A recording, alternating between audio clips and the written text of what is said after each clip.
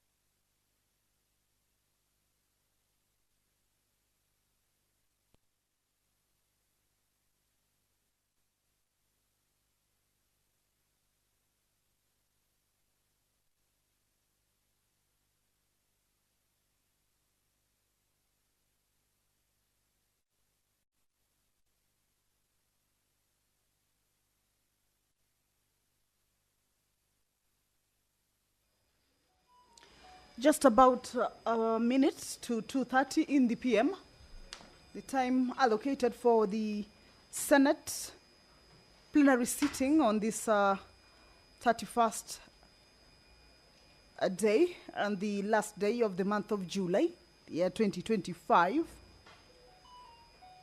This is a broadcast that is streaming live from the Senate chambers, Parliament buildings in Nairobi. A broadcast that is brought to you by the Parliamentary Broadcasting Unit in partnership with the Kenya Broadcasting Corporation. Good afternoon, and a warm welcome to you as you join us for the business that the members will be transacting this afternoon. Two bills that the members have been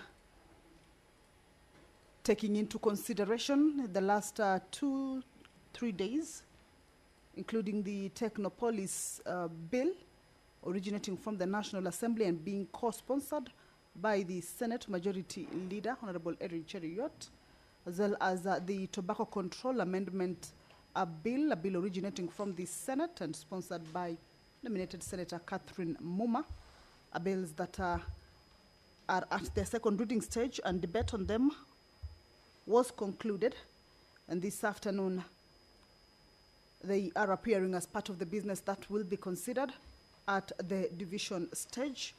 This is for the bills to be read a second time, for them to be able to proceed to the next stage, that is consideration at the Committee of the Whole, so that, or a stage that in case members had amendments or had proposed amendments therein with regards to the bills, then at this point the amendments can be adopted as part of the bill. The Tobacco Control Amendment Bill is a bill that seeks to amend the Tobacco Control Act to regulate electronic nicotine delivery systems, including electronic cigarettes and related products. On your screens right now, that is the Speaker of the Senate, Honorable Amason Jeffa Kingi, has already made his way into the chamber to preside over this afternoon sitting. Allow me to hand you over to this live broadcast. Good afternoon. Na tuombe. Ewe Mwenyezi Mungu, twakusihi ututazame kwa neema nyingi na baraka, sisi watumishi wako ambao umeridhika kutuita kwa nyadhifa za uongozi katika jamhuri hii yetu. Twakuomba utuwajalie tuyatende na kufikia mambo yote atakayofikishwa mbele yetu kwa njia ya haki na uaminifu, ili kustawisha amani, ufanisi na heri ya nchi yetu na wale ambao haja zao umezikabidhi mikononi mwetu. Amen.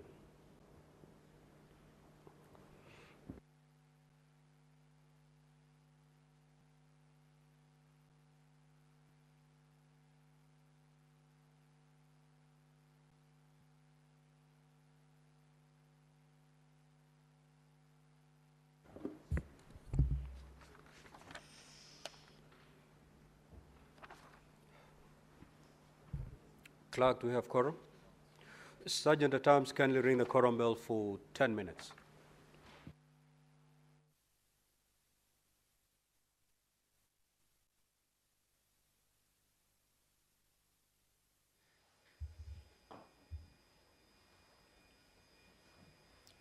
The prayer has been said and the chair taken. However, the House cannot commence its sitting yet, owing to the quorum hitch that is currently facing the House. So currently is a quorum bell that is underway. This is to alert the members who may be within the precincts of Parliament, but yet to get to the chambers to at least hasten their steps and get into the chambers and join their colleagues or the rest who are already inside, for them to be able to raise that much needed quorum for the House to commence or to kick off the business that is lined up for consideration this afternoon. Earlier on, I had indicated that two bills that the members had comprehensively canvassed will this afternoon be considered at the division stage for second reading, for them to be able to proceed into the next stage, that is Committee of the Whole. The Technopolis Bill and the Tobacco Control Bill. The Technopolis Bill originates from the National Assembly, and it is a bill that seeks to establish the Technopolis Development Authority and also to provide a framework for the development and management of technopolises. Debate on these particular bills were done comprehensively and conclusively on the floor of the House. And this afternoon, the bills will be going into division for them to be read a second time and move into the next stage. A full entry of motions that members will be required to consider this afternoon.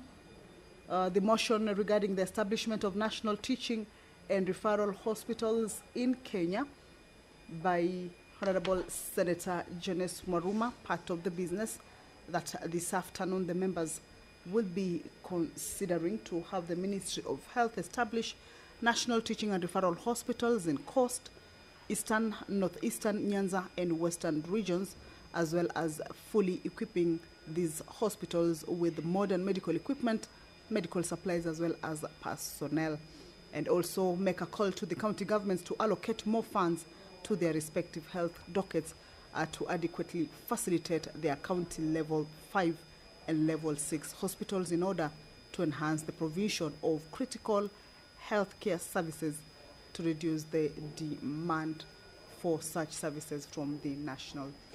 The quorum has been achieved. Allow me to hand you over. Clerk, you may call the first order.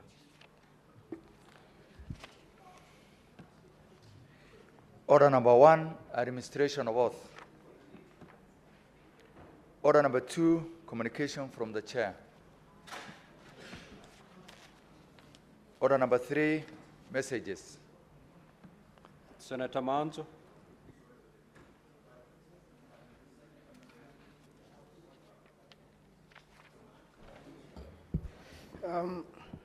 Mr. Speaker, sir, I wish to report to the Senate that pursuant to Standing Order 49.1 of the Senate Standing Orders, I have received the following message from the Governor of Makueni County on cessation of logging activities in Kivale Forest in Boone Ward, Makueni County.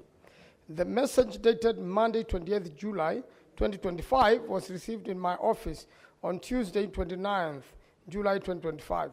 Pursuant to the Standing Order 49.2, I now report the message, noting that implementation of specific national government policies on natural resources and environmental conservation, including forestry, is a function devolved to county governments, and noting that there have been unexplained ongoing logging activities in Kivale Forest, located in Boone Ward, Makueni County, carried out without knowledge of public participation or participation of the local community, the county government, local administration, and the Community Forest Association, CFA, whereas the wanton logging is being carried out despite an existing national moratorium on logging, and the loggers purportedly claim to possess a court order from a Makueni court authorizing the felling of trees allegedly paid for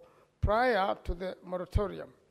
And whereas intervention by the county government of Makueni as a stakeholder on matters of environment have not been considered, concerned that continued logging poses a serious threat to the local ecosystem, including the degradation of critical water catchment areas such as Mulima Dam. Further, concerned that the loggers are relying on a purported approval of the Kenya Forest Service, KFS, concerned that Kivale Forest is one of the largest forest blocks in Boone constituency, with trees planted more than 52 years ago, and considering that Kivale Forest is the source of Mulima Dam, serving over 5 wards with clean water for drinking. Now, therefore, pursuant to Standing Order 49.1 of the Senate, I hereby forward this message and request the Senate to urgently intervene and take the necessary steps to halt all ongoing logging activities in Kivale Forest in Boone Ward, Makueni County. I take the liberty to attach the photos. Mr. Speaker, I hereby table message and the photos for your further action. I thank you. Now, pursuant to Standing Order 49.6C, I refer the said message to the Standing Committee on Land, Environment and Natural Resources. Next order. Order number 4, petitions. Order number 5, papers. The Senate Majority Leader.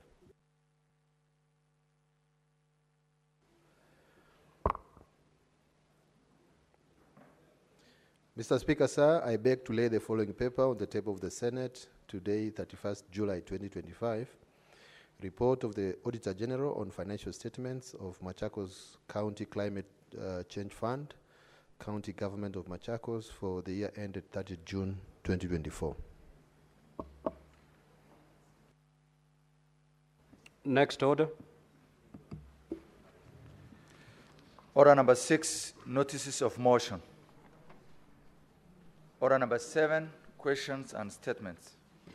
Statements pursuant to Standing Order 53.1. Senator Catherine Muma.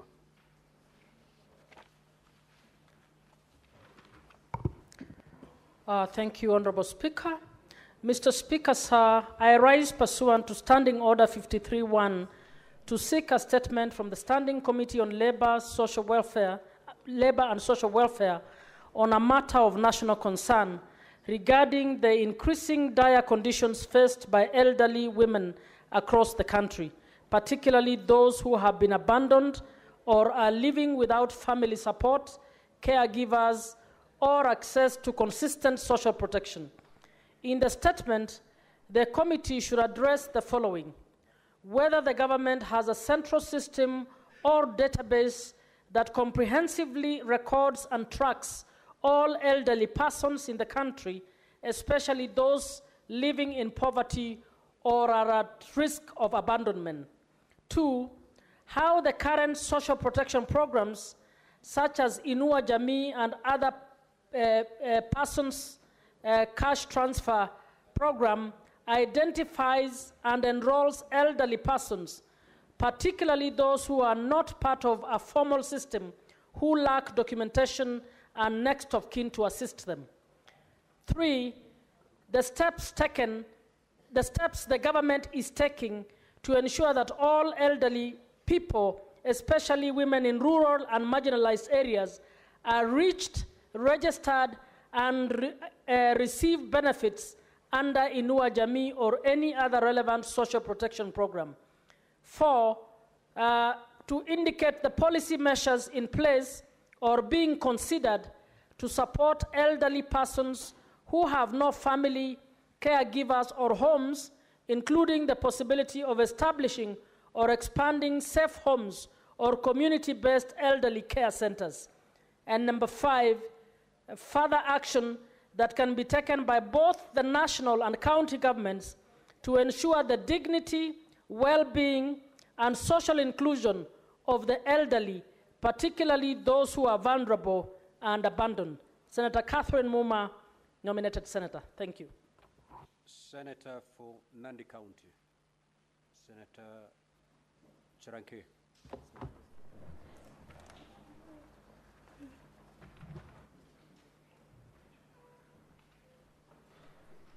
Thank you, Mr. Speaker, and I have 2 statements. I request your indulgence to read them concurrently. Mr. Speaker, the request for statement on the packaging of maize purchased by the National Cereals and Produce Board, NCPB. Mr. Speaker, sir, I rise pursuant to Standing Order 53-1 to seek a statement from the Standing Committee on Agriculture, Livestock, and Fisheries on a matter of national concerns regarding the packaging of maize for purchase by National Cereals and Produce Board.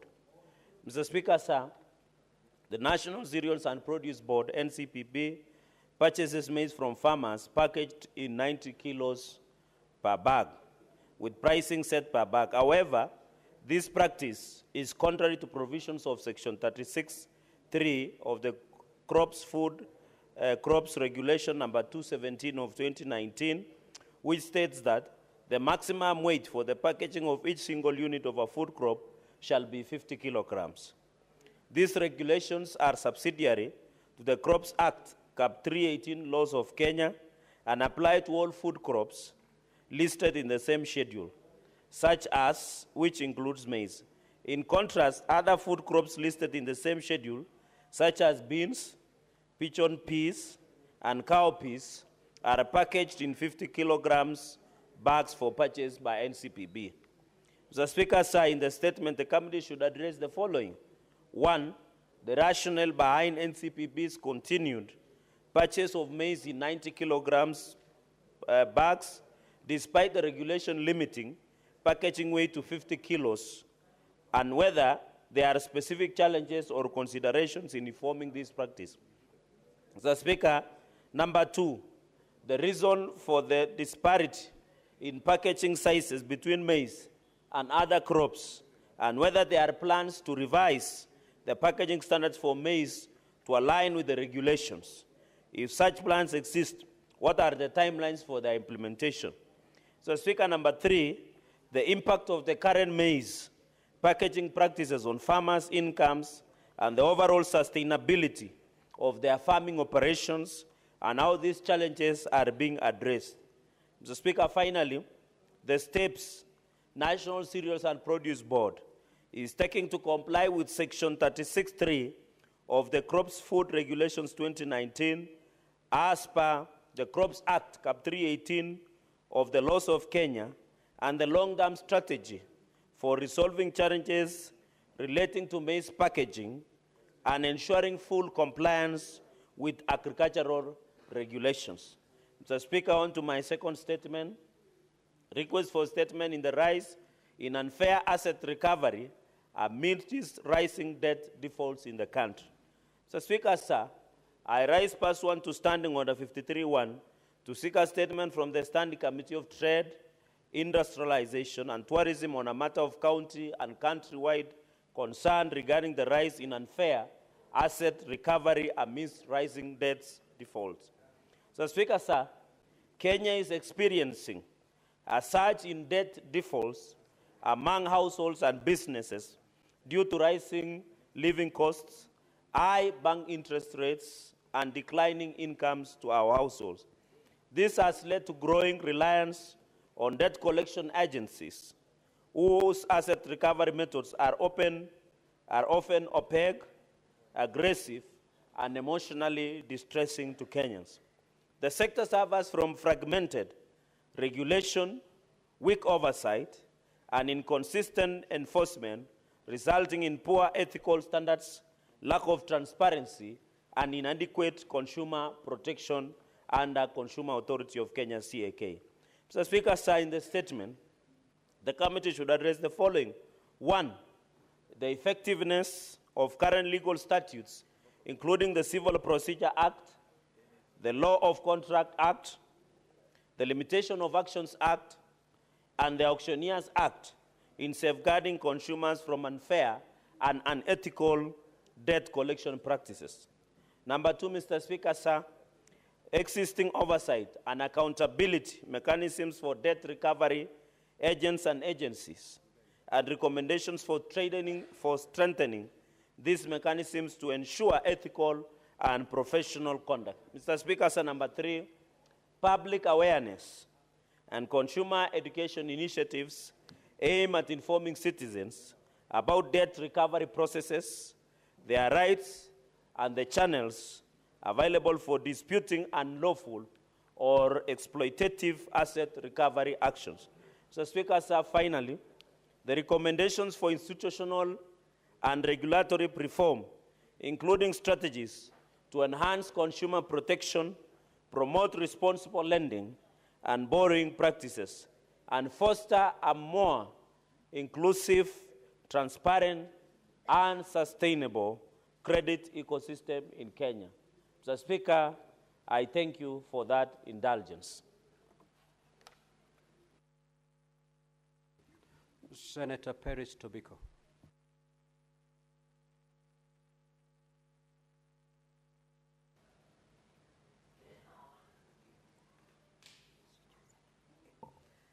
Thank you, Mr. Speaker. Mr. Speaker, I arise pursuant to Standing Order 53-1. This is on the case of an infant referred from Loitoktok Sub-County Hospital to Kenyatta National Hospital, but was instead taken to a private facility, Abian Hospital, in Isili, Nairobi.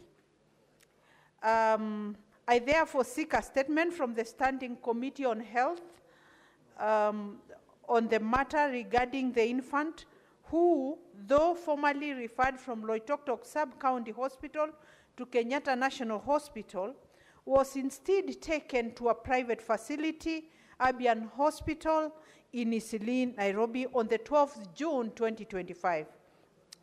Mr. Speaker, sir, the 1-year-old infant in question is in urgent need of specialized care, was referred to Kenyatta National Hospital, a public national referral hospital. However, the ambulance transporting the child was diverted mid-route to Abian Hospital in Isili, which is a private health facility. Disturbingly, the infant's family has since been denied access to the child, and the hospital is now demanding a payment of Kenya shillings 3 million. To date, no clear explanation has been provided regarding the diversion, the breakdown of the medical bill, or the legal basis for denying parental access.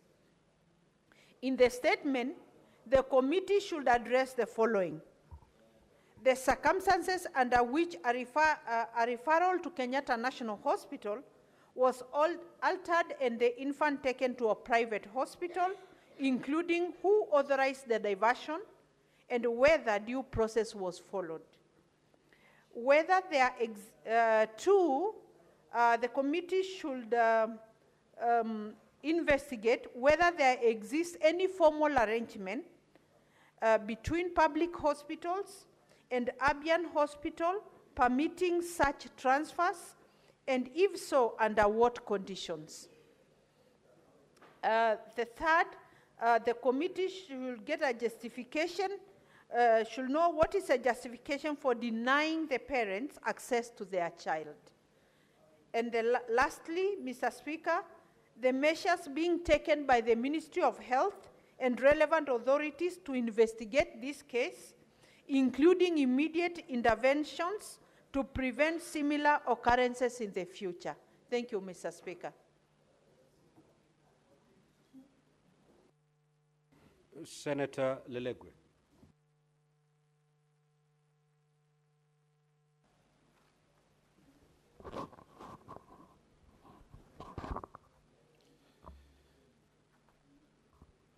Mr. Speaker, sir, request for a statement on the failure by the county government of Samburu to pay salaries to newly employed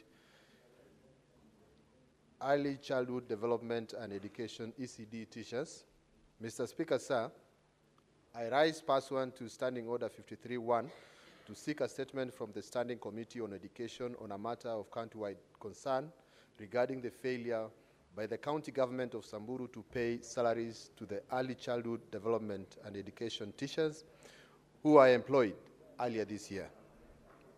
Mr. Speaker, sir, this raises serious concerns about the welfare, dignity, and rights of ECD teachers in Samburu County who play a fundamental role in development of children and success of the competency-based curriculum. Mr. Speaker, sir, in the statement, the committee should address the following. 1, the number and identities of ECD teachers employed by the county government of Samburu in the 2024-2025 financial year, including details of their respective dates of appointments, stations of deployment, their contractual probation period, as well as the applicable provisions on payment of salaries during probation. 2, the current status of the payment of salaries to the ECD teachers employed in the specified financial year, including the details on whether they have all been assigned the Integrated Payroll and Personal Database, IPPD numbers, and if not, include the reasons for the delay and the steps being taken to address the issue.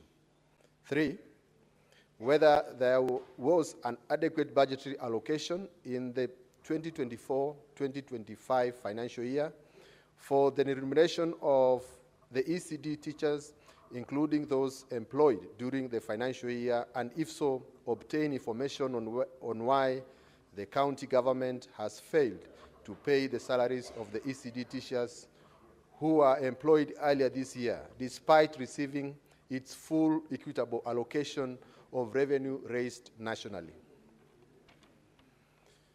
4, the actions being taken to promptly resolve the matter, including details on any disciplinary actions taken against officers responsible for the negligence or systemic inefficiencies that contributed to the situation. Lastly, Mr. Speaker, sir, the measures in place to prevent recurrence of similar delays in the processing of salaries, not only for the ECD teachers, but for all county staff. Thank you, Mr. Speaker. Now, honorable senators, we will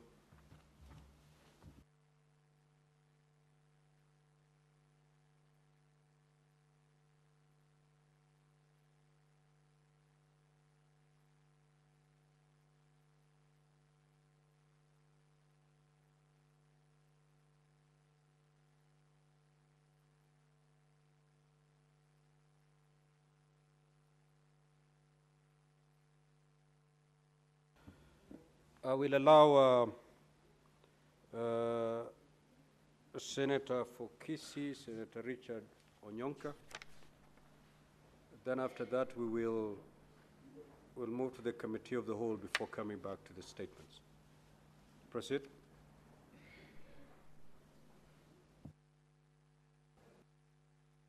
Thank you, Honorable Speaker, for allowing me to read a statement on behalf of Senator Richard Onyonka, the Senator of Kisii. Honorable Speaker, this is request for a statement on the suspension of the healthcare facilities and the disbursement of claims under the Social Health Insurance Authority, SHA.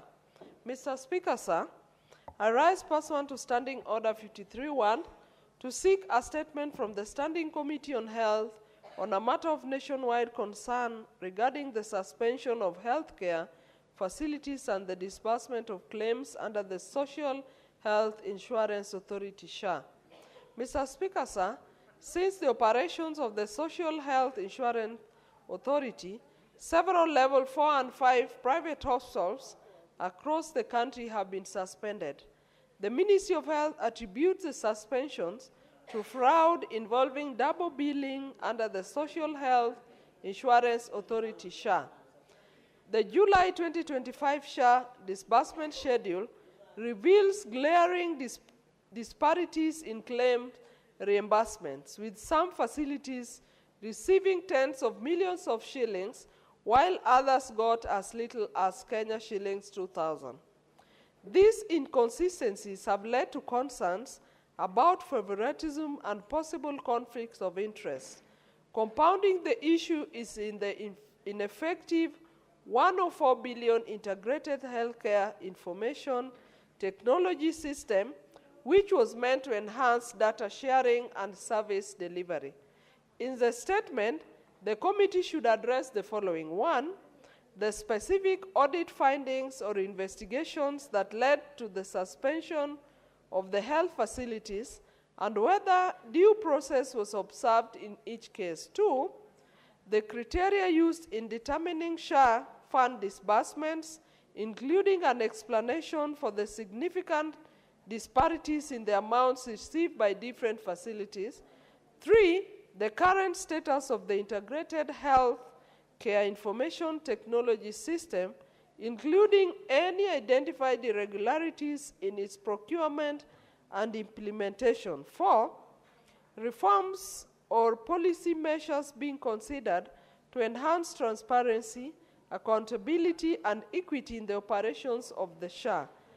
5, immediate remedial steps being taken to reinstate facilities wrongly suspended, including measures towards equitable reimbursement protocols. Senator Richard Onyonka, MP, Senator for Kisii County.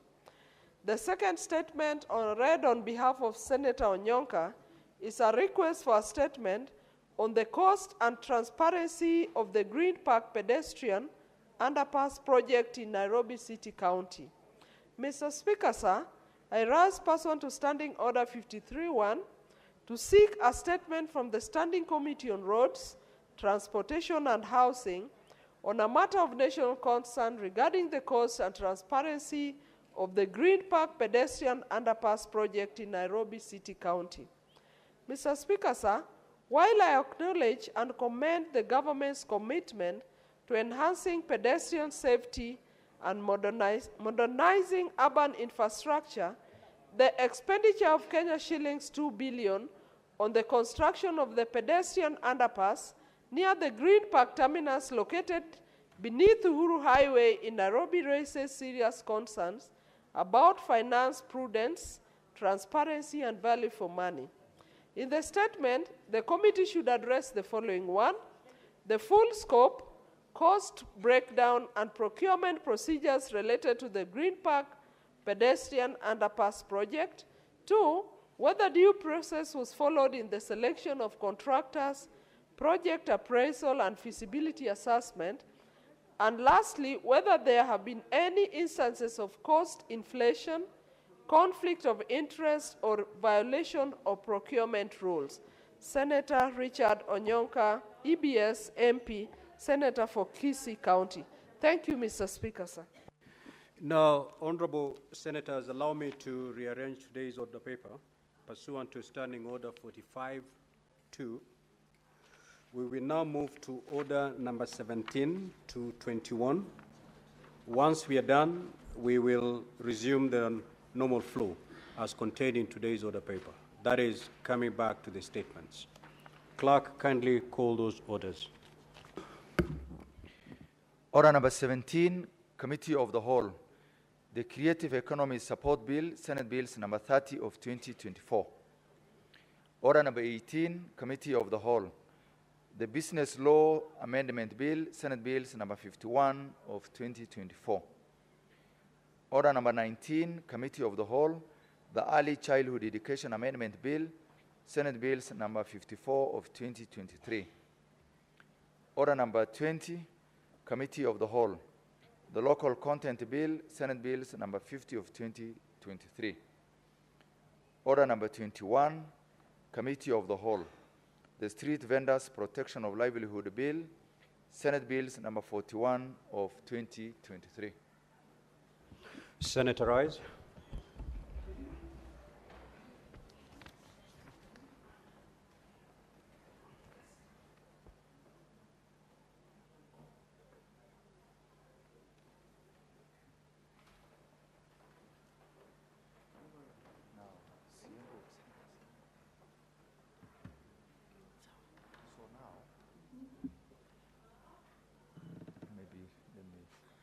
Coming here? You can come. Now, Kavata. So,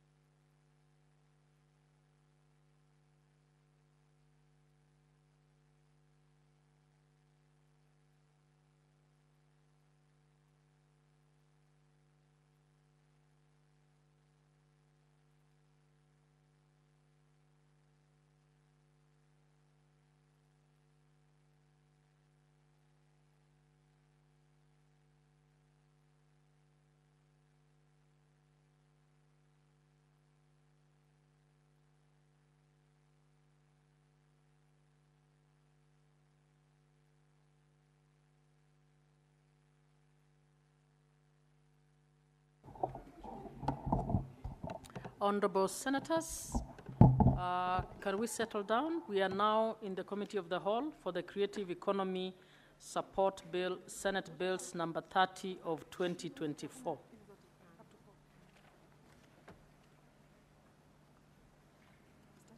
Yes. Clause 3. I propose the question that Clause 3 be part of the bill. Mover. Madam Speaker, I beg to move the amendment to Clause 3 as listed in the order paper. Where is it? I propose the question that Clause 3 be amended as proposed. I put the question that Clause 3 be amended as proposed. Division at the end. Clause 4. I propose the question that Clause 4 be part of the bill. Mover. Madam Speaker, I beg to move that the amendment to Clause 4, as listed in the order paper. I propose the question that Clause 4 be amended as proposed. I put the question that Clause 4 be amended as proposed. Division at the end. Clause 5. I propose the question that Clause 5 be part of the bill. I put the question that Clause 5 be part of the bill. Division at the end. Clause 6. I propose the question that Clause 6 be part of the bill. Mover. Madam Speaker, I beg to move the amendment to Clause 6 as listed in the order paper. I propose the question that Clause 6 be amended as proposed. I put the question that Clause 6 be amended as proposed. Division at the end. Clause 7. I propose the question that Clause 7 be part of the bill. Mover. Madam Speaker, I beg to move the amendment to Clause 7 as listed in the order paper. I propose the question that Clause 7 be amended as proposed. I put the question that Clause 7 be amended as proposed. Division at the end. Clause 8. I propose the question that Clause 8 be part of the bill. Mover. Mover. Senator Okenyuri. Madam Speaker, I beg to move the amendment to Clause 8 as listed in the order paper. I propose the question that Clause 8 be amended as proposed. I put the question that Clause 8 be amended as proposed. Division at the end. Clause 9 and 10. I propose the question that Clauses 9 and 8 be part of the bill. 9 and 10 be part of the bill. I put the question that Clauses 9 and 10 be part of the bill. Division at the end. Clause 11. I propose the question that Clause 11 be part of the bill. Mover. Madam Speaker, I beg to move the amendment to Clause 10 as listed in the order. Clause 11. Clause 11 as listed in the order paper. I propose the question that Clause 11 be amended as proposed. I put the question that Clause 11 be amended as proposed. Division at the end. Clauses 12 and 13. I propose the question that Clauses 12 and 13 be part of the bill. I put the question that Clauses 12 and 13 be part of the bill. Division at the end. Clause 14. I propose the question that Clause 14 be part of the bill. Mover. Madam Speaker, I beg to move the amendment to Clause 14 as listed in the order paper. I propose the question that Clause 14 be amended as proposed. I put the question that Clause 14 be amended as proposed. Division at the end. Clause 15. I propose the question that Clause 15 be part of the bill. Mover. Madam Speaker, I beg to move the amendment to Clause 15 as listed in the order paper. I propose the question that Clause 15 be amended as proposed. I put the question that Clause 15 be amended as proposed. Division at the end. Clause 16. I propose the question that Clause 16 be part of the bill. Mover. Madam Speaker, I beg to move the amendment to Clause 16. 16 as listed in the order paper. I propose the question that clause 16 be amended as proposed. I put the question that clause 16 be amended as proposed. Division at the end. Clause 17. I propose the question that clause 17 be part of the bill. Mover. Madam Speaker, I beg to move the amendment to clause 17 as listed in the order paper. I propose the question that clause 17 be amended as proposed. I put the question that clause 17 be amended as proposed. Division at the end. Clause 18. I propose the question that clause 18 be part of the bill. Mover. Madam Speaker, I beg to move the amendment to clause 18 as listed in the order paper. I propose the question that clause 18 be amended as proposed. I put the question that clause 18 be amended as proposed. Division at the end. Clause 19. I propose the question that clause 19 be part of the bill. Mover. Madam Speaker, I beg to move the amendment to clause 19 as listed in the order paper. I propose the question that clause 19 be amended as proposed. I put the question that clause 19 be amended as proposed. Division at the end. Clause 20. I propose the question that clause 20 be part of the bill. I put the question that clause 20 be part of the bill. Division at the end. Clause 21. I propose the question that clause 21 be part of the bill. Mover. Madam Speaker, I beg to move the amendment to clause 21 as listed in the order paper. I propose the question that clause 21 be amended as proposed. I put the question that clause 21 be amended as proposed. Division at the end. Clause 22. I propose the question that clause 22 be part of the bill. Mover. Madam Speaker, I beg to move the amendment to clause 22 as listed in the order paper. I propose the question that clause 22 be amended as proposed. I put the question that clause 22 be amended as proposed. Division at the end. Clause 23. I propose the question that clause 23 be part of the bill. Mover. Madam Speaker, I beg to move the amendment to clause 23 as listed in the order paper. I propose the question that clause 23 be amended as proposed. I put the question that clause 23 be amended as proposed. Division at the end. Clause 24. I propose the question that clause 24 be part of the bill. Mover. Madam Speaker, I beg to move the amendment to clause 24 as listed in the order paper. I propose the question that clause 24 be amended as proposed. I put the question that clause 24 be amended as proposed. Division at the end. Clause 25. I propose the question that clause 25 be part of the bill. I put the question that clause 25 be part of the bill. Division at the end. Clause 26. I propose the question that clause 26 be part of the bill. Mover. Madam Speaker, I beg to move the amendment to clause 26 as listed in the order paper. I propose the question that clause 26 be amended as proposed. I put the question that clause 26 be amended as proposed. Division at the end. Clause 27. I propose the question that clause 27 be part of the bill. Mover. Madam Speaker, I beg to move the amendment to clause 27 as listed in the order paper. I propose the question that clause 27 be amended as proposed. I put the question that clause 27 be amended as proposed. Division at the end. A new clause 3A. Mover. Madam Speaker, I beg to move new clause 3A to be read for a second time. I propose the question that new clause 3A be now read a second time. I put the question that new clause 3A be now read a second time. Division at the end. New clause 4A. Mover. Madam Speaker, I beg to move new clause 4A to be read a second time. I propose the question that new clause 4A be now read a second time. I put the question that new clause 4A be now read a second time. Division at the end. New clause 19A. Mover.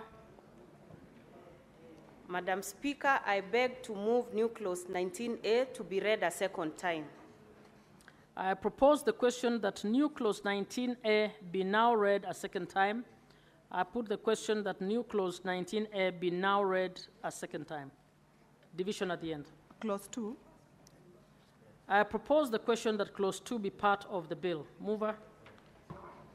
Madam Speaker, I beg to move the amendment to clause 2 as listed in the order paper. I propose the question that clause 2 be amended as proposed.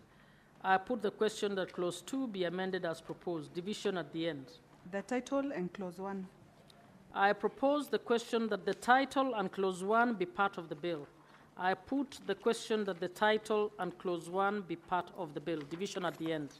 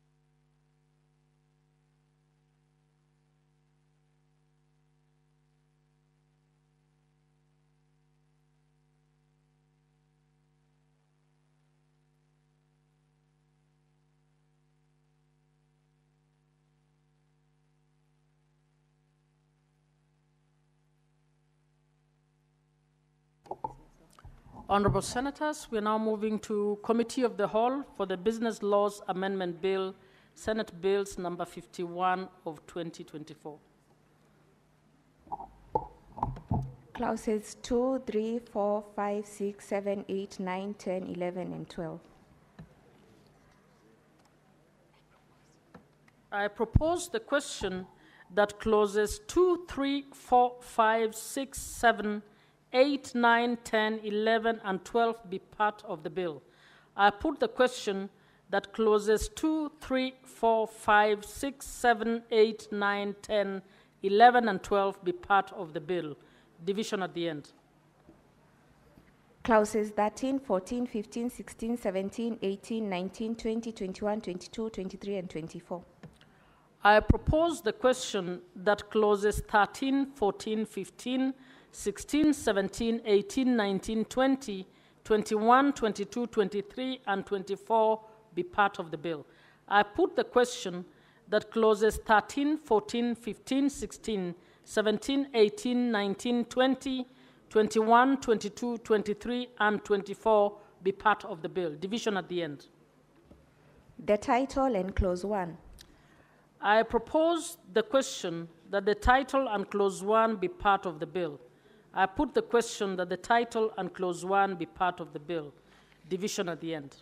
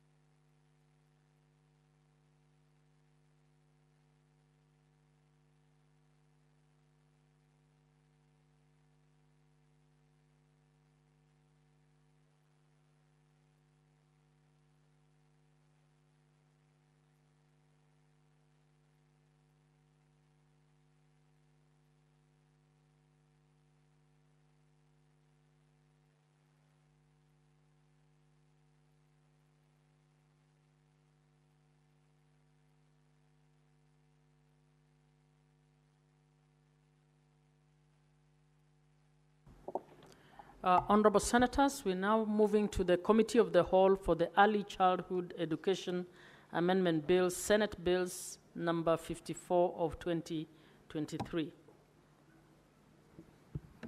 Clause 2.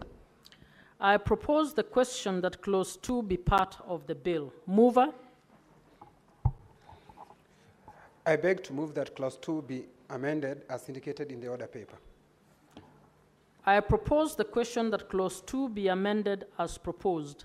I put the question that Clause 2 be amended as proposed. Division at the end. Clause 3. I propose the question that Clause 3 be part of the bill. I put the question that Clause 3 be part of the bill. Division at the end.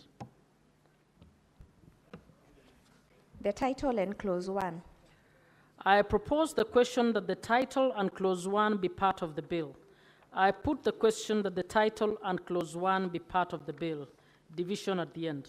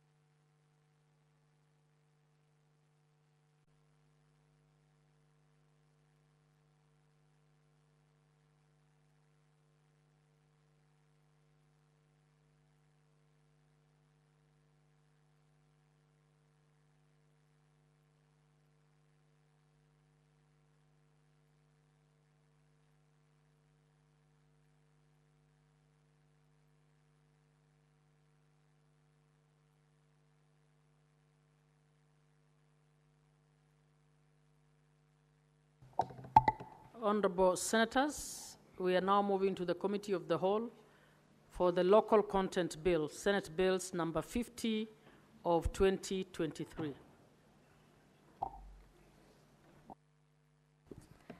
Clauses 3, 4, 5, and 6. I propose the question that Clauses 3, 4, 5, and 6 be part of the bill. I put the question that Clauses 3, 4, 5, and 6 be part of the bill. Division at the end. Clause 7. I propose the question that Clause 7 be part of the bill. Chairperson? Thank you, Madam Chair. I move that Clause 7 be moved as per the order paper, be amended as per the order paper. I propose the question that Clause 7 be amended as proposed. I put the question that Clause 7 be amended as proposed. Division at the end. Clauses 8 and 9. I propose the question that Clauses 8 and 9 be part of the bill. I put the question that Clauses 8 and 9 be part of the bill. Division at the end. Clause 10. I propose the question that Clause 10 be part of the bill. Chairperson? Madam Chair, I propose that Clause 10 be amended as by the order paper. I propose the question that Clause 10 be amended as proposed. I put the question that Clause 10 be amended as proposed. Division at the end. Clause 11. I propose the question that Clause 11 be part of the bill. Chairperson? Madam Chair, I propose that Clause 11 be amended as proposed on the order paper. I propose the question that Clause 11 be amended as proposed. I put the question that Clause 11 be amended as proposed. Division at the end. Clause 12. I propose the question that Clause 12 be part of the bill. Chairperson? Madam Chair, I propose that Clause 12 be amended as proposed in the order paper. I propose the question that Clause 12 be amended as proposed. I put the question that Clause 12 be amended as proposed. Division at the end. Clauses 13, 14, and 15. I propose the question that Clauses 13, 14, 15 be part of the bill. I put the question that Clauses 13, 14, 15 be part of the bill. Division at the end. Clause 16. I propose the question that clause 16 be part of the bill. Chairperson. Madam Chair, I propose that clause 16 be amended as proposed in the order paper. I propose the question that clause 16 be amended as proposed. I put the question that clause 16 be amended as proposed. Division at the end. Clauses 19. Oh, sorry. Clauses 17 and 18. I propose the question that clauses 17 and 18 be part of the bill. I put the question that clauses 17 and 18 be part of the bill. Division at the end. Clause 19. I propose the question that clause 19 be part of the bill. Chairperson. Madam Chair, I propose that clause 19 be amended as proposed in the order paper. I propose the question that clause 19 be amended as proposed. I put the question that clause 19 be amended as proposed. Division at the end. Clause 20. I propose the question that clause 20 be part of the bill. I put the question that clause 20 be part of the bill. Division at the end. Clause 21. I propose the question that clause 21 be part of the bill. Chairperson. Madam Chair, I propose that clause 21 be amended as proposed in the order paper. I propose the question that clause 21 be amended as proposed. I put the question that clause 21 be amended as proposed. Division at the end. Clause 22. I propose the question that clause 22 be part of the bill. Chairperson. Madam Chair, I propose that clause 22 be amended as in the order paper. I propose the question that clause 22 be amended as proposed. I put the question that clause 22 be amended as proposed. Division at the end. Clause 23. I propose the question that clause 23 be part of the bill. I put the question that clause 23 be part of the bill. Division at the end. Clause 24. I propose the question that clause 24 be part of the bill. Chairperson. Madam Chair, I also propose that clause 24 be amended as proposed in the order paper. I propose the question that clause 24 be amended as proposed.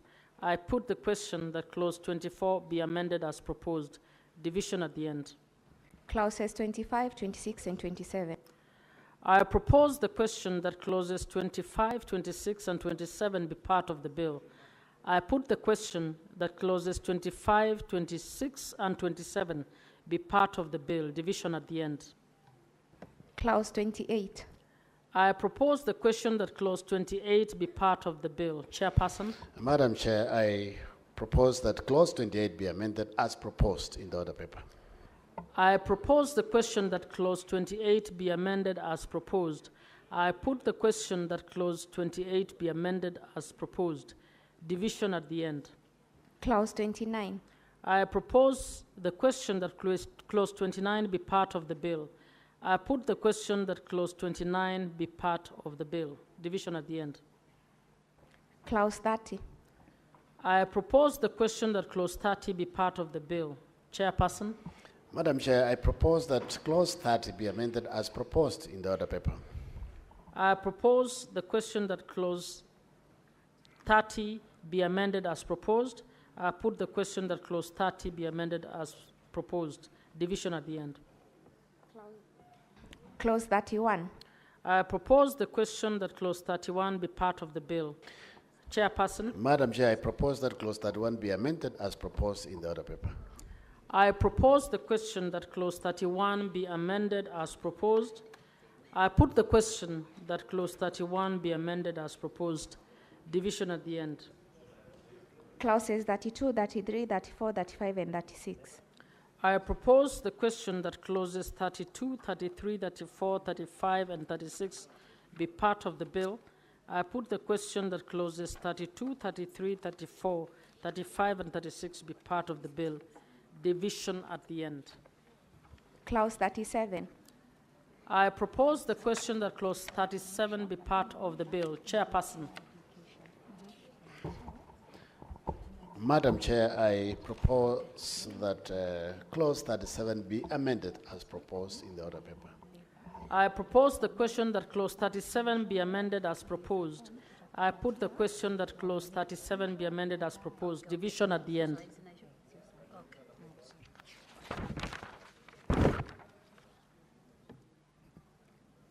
Clause 38, 39, 40, 41, and 42. I propose the question that clauses 38, 39, 40, 41, and 42 be part of the bill. I put the question that clauses 38, 39, 40, 41, and 42 be part of the bill. Division at the end. Clause 43. I propose the question that clause 43 be part of the bill. Chairperson. Madam Chair, I propose that clause 43 be amended as proposed in the order paper. I propose the question that clause 43 be amended as proposed. I put the question that clause 43 be amended as proposed. Division at the end. Clause 44. I propose the question that clause 44 be part of the bill. Chairperson. Madam Chair, I propose that clause 44, is it 44? Yes. Be amended as proposed in the order paper. I propose the question that clause 44 be amended as proposed. I put the question that clause 44 be amended as proposed. Division at the end. Clause 45. I propose the question that clause 45 be part of the bill. Chairperson. Madam Chair, I propose that clause 45 be amended as proposed in the order paper. I propose the question that clause 45 be amended as proposed. I put the question that clause 45 be amended as proposed. Division at the end. Clause 46. I propose the question that clause 46 be part of the bill. I put the question that clause 46 be part of the bill. Division at the end. Clause 47. I propose the question that clause 47 be part of the bill. Madam Chair, I propose that clause 47 be amended as proposed in the order paper. I propose the question that clause 47 be amended as proposed. I put the question that clause 47 be amended as proposed. Division at the end. Clause 48. I propose the question that clause 48 be part of the bill. Chairperson. Madam Chair, I propose that clause 48 be amended as proposed in the order paper. I propose the question that clause 48 be amended as proposed. I put the question that clause 48 be amended as proposed. Division at the end. Clause 49. I propose the question that clause 49 be part of the bill. I put the question that clause 49 be part of the bill. Division at the end. Clause 50. I propose the question that clause 50 be part of the bill. Chairperson. Madam Chair, I propose that clause 50 be amended as proposed in the order paper. I propose the question that clause 50 be amended as proposed. I put the question that clause 50 be amended as proposed. Division at the end. Clause 51. I propose the question that clause 51 be part of the bill. I put the question that clause 51 be part of the bill. Division at the end. Clause 52. I propose the question that clause 52 be part of the bill. Chairperson. Madam Chair, I move that clause 52 be amended as proposed in the order paper. I propose the question that clause 52 be amended as proposed. I put the question that clause 52 be amended as proposed. Division at the end. Clause 53. I propose the question that clause 53 be part of the bill. Chairperson. Madam Chair, I move that clause 53 be amended as proposed in the order paper. I propose the question that clause 53 be amended as proposed. I put the question that clause 53 be amended as proposed. Division at the end. Clauses 54 and 55. I propose the question that clauses 54 and 55 be part of the bill. I put the question that clauses 54 and 55 be part of the bill. Division at the end. Clause 56. I propose the question that clause 56 be part of the bill. Chairperson. Madam Chair, I move that clause 56 be amended as proposed in the order paper. I propose the question that clause 56 be amended as proposed. I put the question that clause 56 be amended as proposed. Division at the end. Clause 57. I propose the question that clause 57 be part of the bill. Madam Chair, I move that clause 57 be amended as proposed in the order paper. I propose the question that clause 57 be amended as proposed. I put the question that clause 57 be amended as proposed. Division at the end. Clause 58. I propose the question that clause 58 be part of the bill. I put the question that clause 58 be part of the bill. Division at the end. New clause 20A. Mover? Madam Chair, I move that new clause 20A be now read a second time. I propose the question that new clause 20A be now read a second time. I put the question that new clause 20A be now read a second time. Division at the end. New clause 20B. Mover? Madam Chair, I move that new clause 2B be now read a second time. 20B. I propose the question that new clause 20B be now read a second time. I put the question that new clause 20B be now read a second time. Division at the end. New clause 20C. Mover? Madam Chair, I move that new clause 20C be now read a second time. I propose the question that new clause 20C be now read a second time. I put the question that new clause 20C be now read a second time. Division at the end. New clause 59. Mover? Madam Chair, I move that new clause 59 be now read a second time. I propose the question that new clause 59 be now read a second time.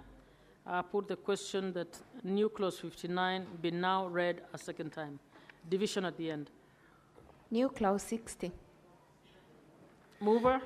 Madam Chair, I move that new clause 60 be now read a second time.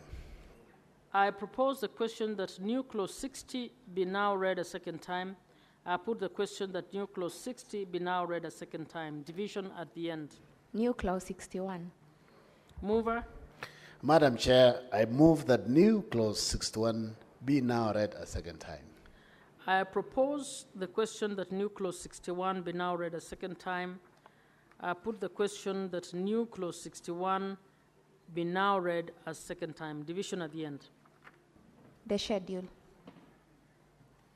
I propose the question that the schedule be part of this bill. I put the question that the schedule be part of this bill.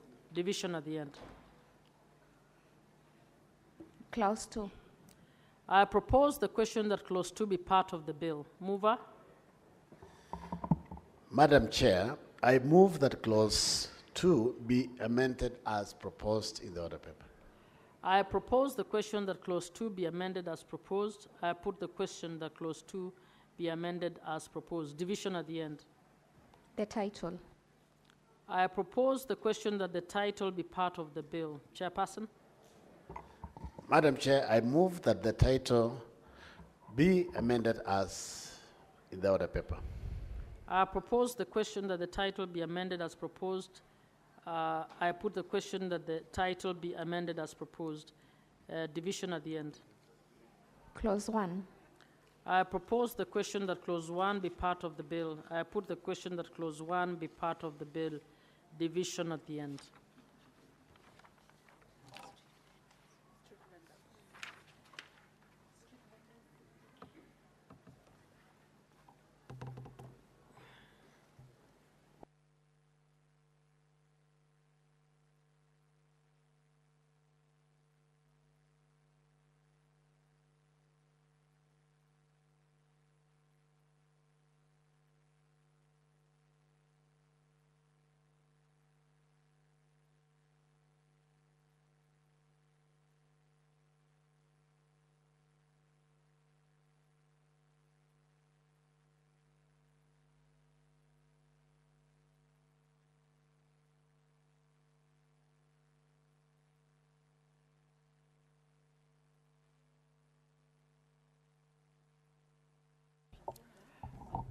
Honorable Senators, we are now moving into Committee of the Whole for the Street Vendors Protection of Livelihood Bill, Senate Bills number 41 of 2023. Clause 3. I propose the question that Clause 3 be part of the bill. I put the question that Clause 3 be part of the bill. Division at the end. Clause 4. I propose the question that Clause 4 be part of the bill. Mover.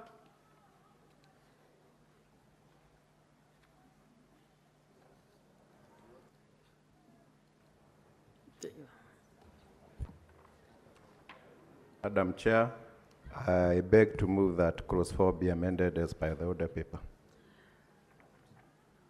I propose the question that Clause 4 be amended as proposed. I put the question that Clause 4 be amended as proposed. Division at the end. Clause 5. I propose the question that Clause 5 be part of the bill. Mover.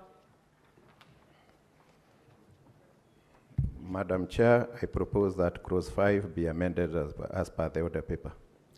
I propose the question that Clause 5 be amended as proposed.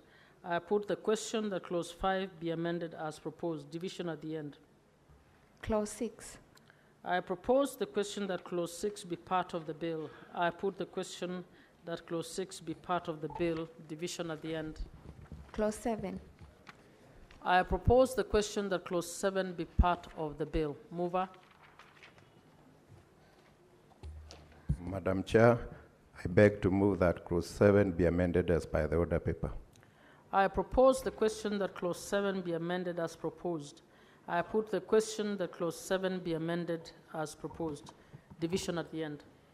Clause 8. I propose the question that Clause 8 be part of the bill. Mover. Madam Chair, I beg to move that Clause 8 be amended as per the order paper. I propose the question that Clause 8 be amended as proposed. I put the question that Clause 8 be amended as proposed. Division at the end. Clause 9.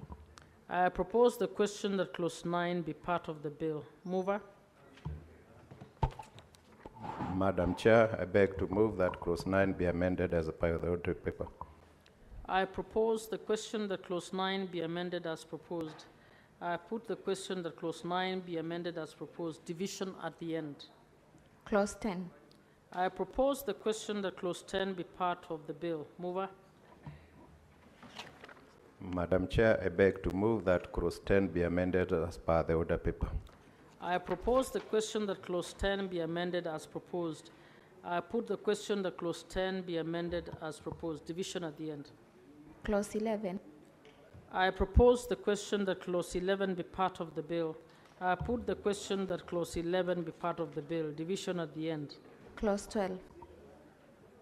I propose the question that Clause 12 be part of the bill. Mover. Madam Chair, I beg to propose that Clause 12 is amended as per the order paper. I propose the question that Clause 12 be amended as proposed. I put the question that Clause 12 be amended as proposed. Division at the end. Clause 13. I propose the question that Clause 13 be part of the bill. Mover.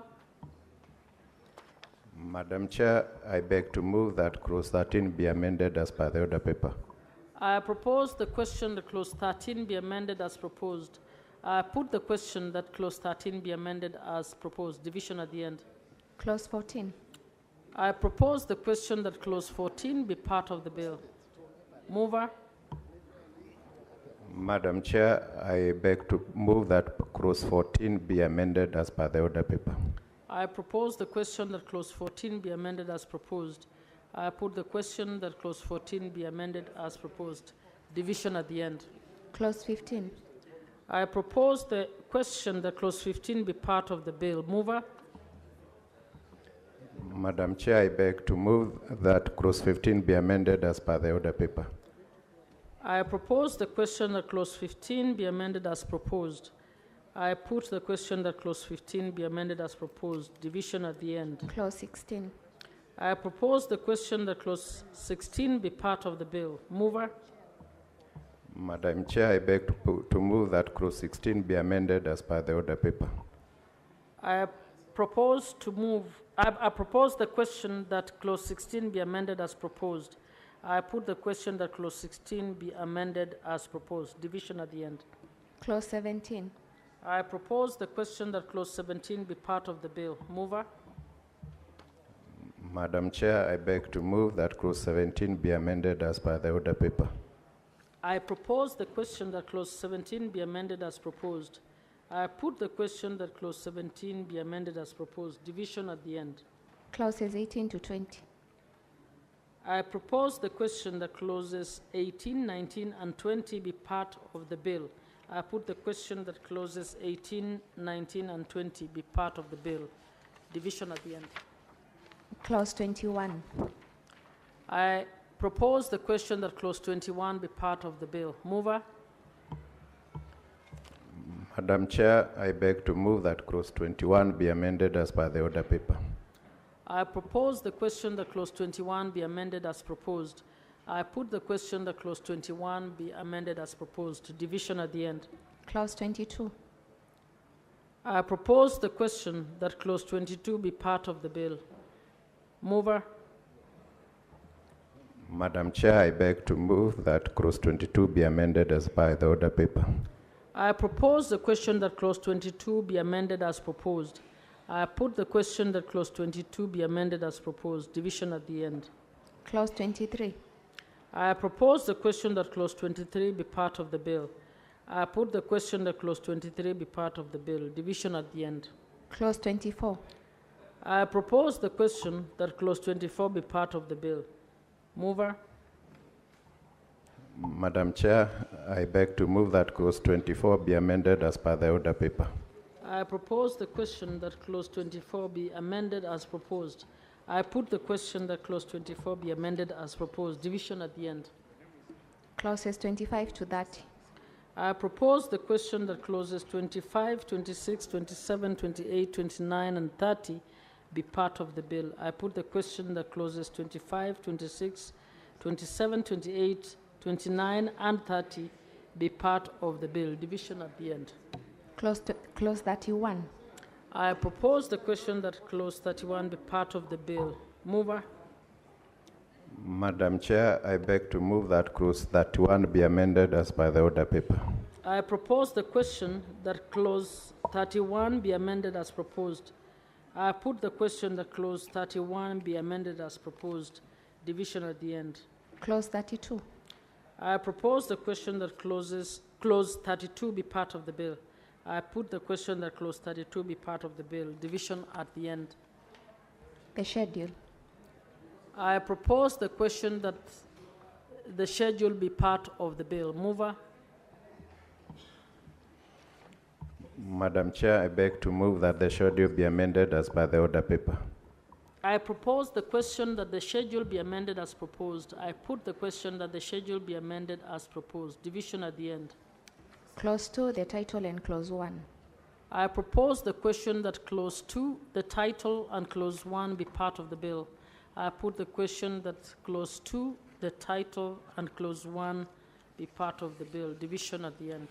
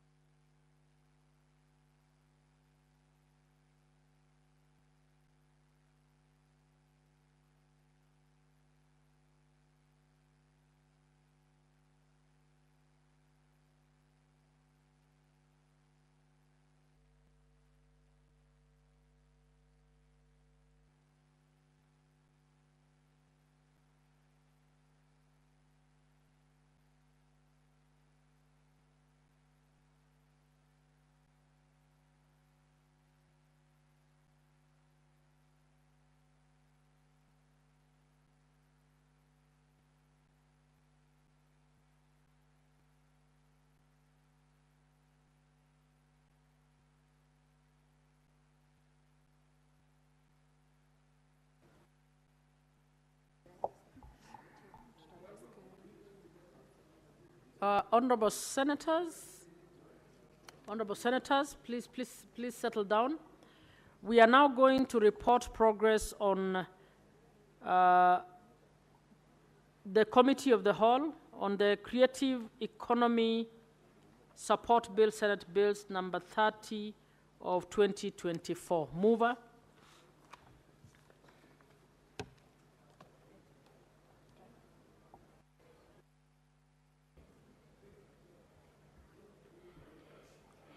Honorable Chair, pursuant to Standing Order 153, I beg to move that the Committee of the Whole do report progress on its consideration of the Creative Economy Support Bill, Senate Bills number 30 of 2024, and seek leave to sit again tomorrow.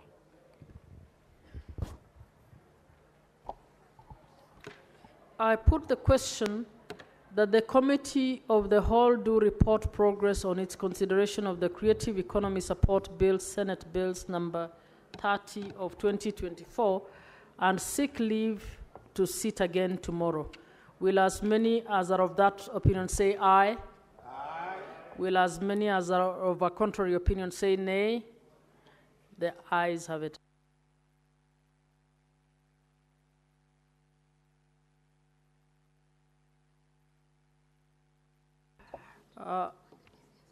Honorable members, we are now going to report progress on the Business Laws Amendment Bill, Senate Bill number 51 of 2024. Mover. Honorable Chairperson, pursuant to Standing Order 153, I beg to move that the Committee of the Whole do report to the Senate its consideration of the Business Laws Amendment Bill, Senate Bills number 51 of 2024, and seek leave to sit again tomorrow. Honorable Senators, I put the question that the Committee of the Whole do report to the Senate its consideration of the Business Laws Amendment Bill, Senate Bills number 51 of 2024, and seek leave to sit again tomorrow. Will as many as are of that opinion say aye? Will as many as are of a contrary opinion say nay? The ayes have it.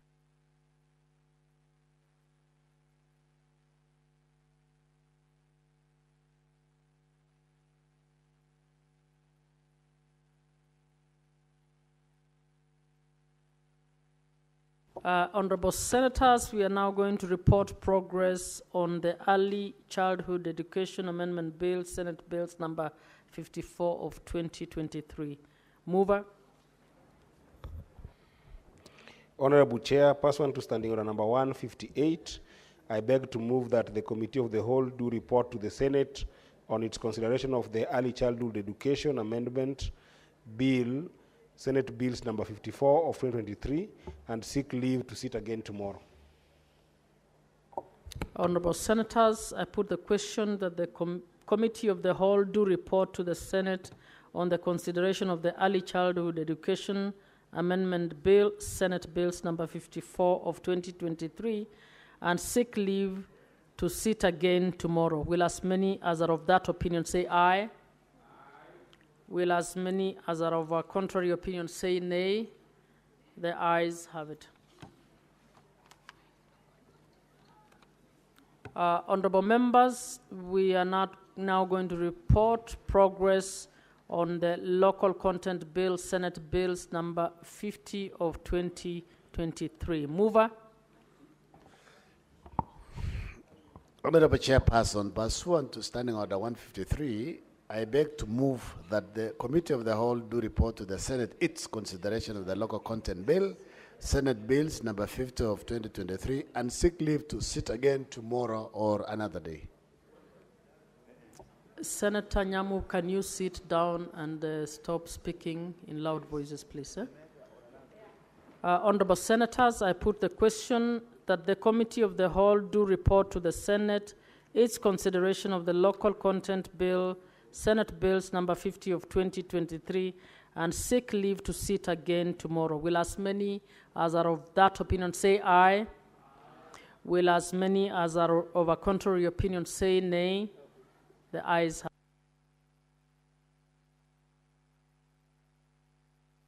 it. Honorable Senators, we are now reporting progress on the Street Vendors Protection of Livelihood Bill, Senate Bills number 41 of 2023. Mover.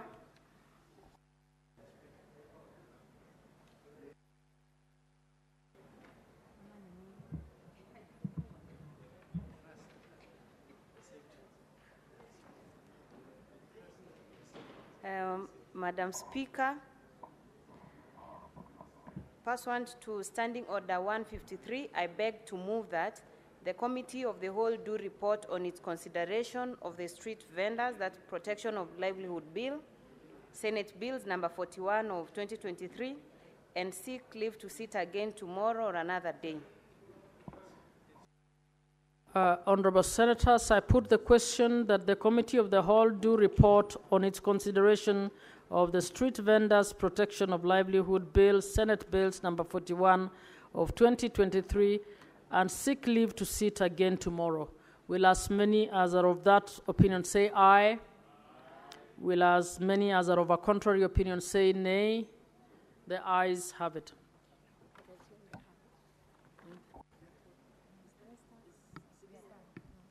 Mr. Speaker.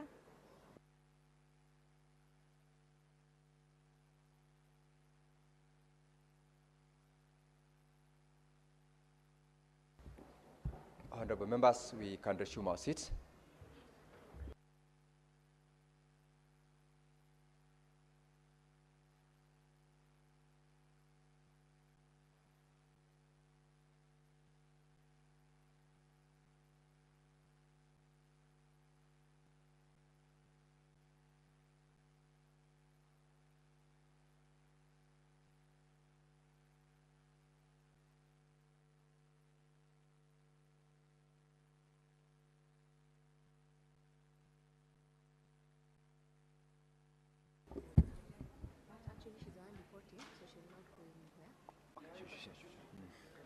Now, honorable members, Senator Tabitha, take your seat. The chair will give you instructions on how you will deal with your concerns.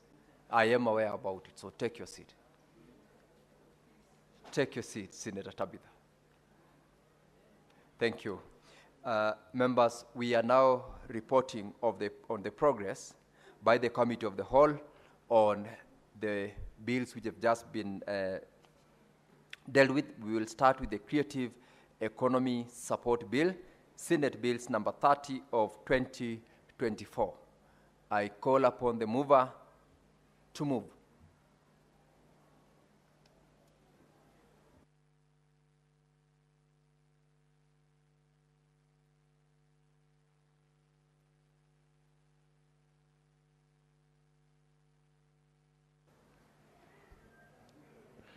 Honorable Speaker, I beg to move that the House do agree with the committee on the said report.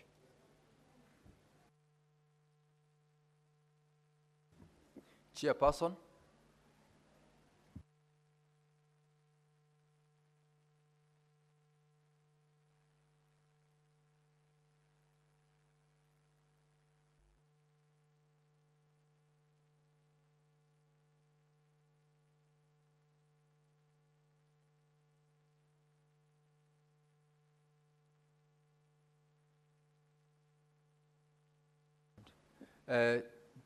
Just a clarification. You are not in this particular bill, so let's have first of all as Senator Muma, who was the chairperson of the session, to report. Yes. Senator Muma.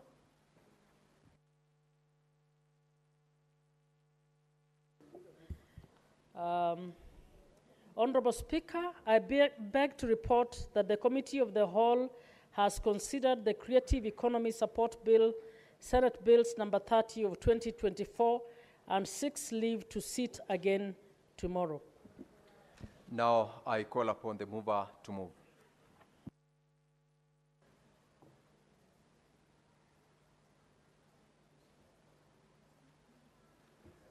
Honorable Speaker, I beg to move that the House do agree with the committee on the said report and call upon the Senator for Samburu, Senator Lelegwe, to second. Senator Lelengwe. Mr. Speaker, sir, I second.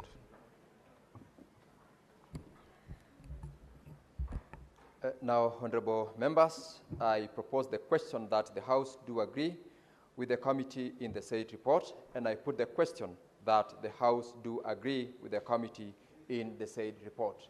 And will as many as of that opinion say aye? Will as many as of a contrary opinion say nay? The ayes have it.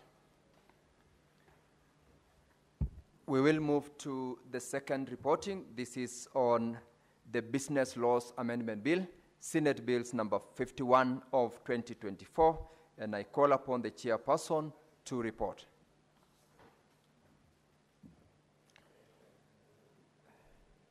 Honorable Speaker, I beg to report that the Committee of the Whole has considered the Business Laws Amendment Bill, Senate Bills number 51 of 2024, and seeks leave to sit again tomorrow. The mover to proceed to move.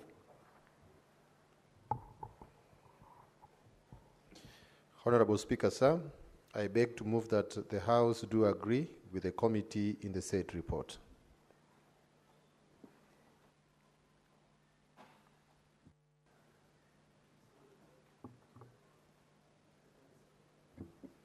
And I call upon Senator Kisang to second.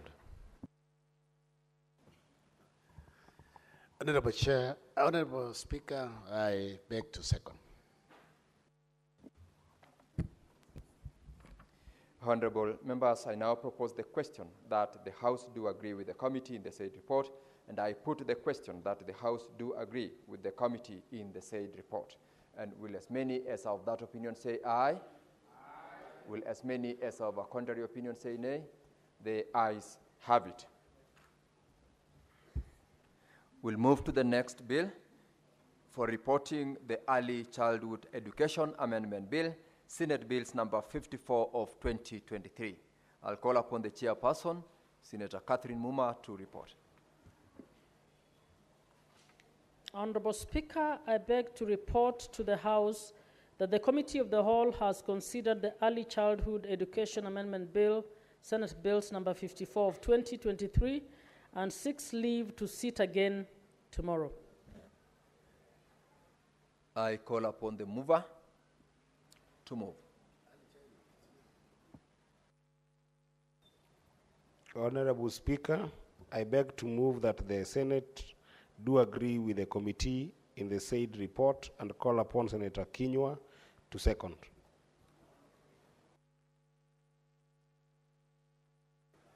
Mr. Speaker, I second.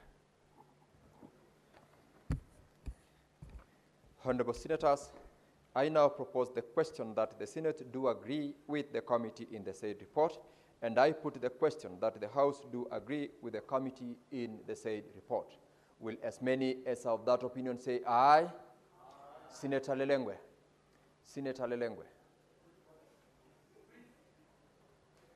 Will as many as of that opinion say aye? Aye. Will as many as of a contrary opinion say nay? The ayes have it. Senator Lelengwe, you are a senior member of this House and a leader. Much is expected of you. You may proceed to take your leave. Honorable members, we will now move to the next bill for reporting. This is the Local Content Bill, Senate Bills number 50 of 2023. Calling upon the chairperson to report. Honorable Speaker, I beg to report that the Committee of the Whole has considered the Local Content Bill, Senate Bills number 50 of 2023, and seeks leave to sit again tomorrow. Mover. Honorable Speaker, I beg to move that the House do agree with the committee in the said reports and request Senator Beatrice Okola to second. Honorable Speaker, I second.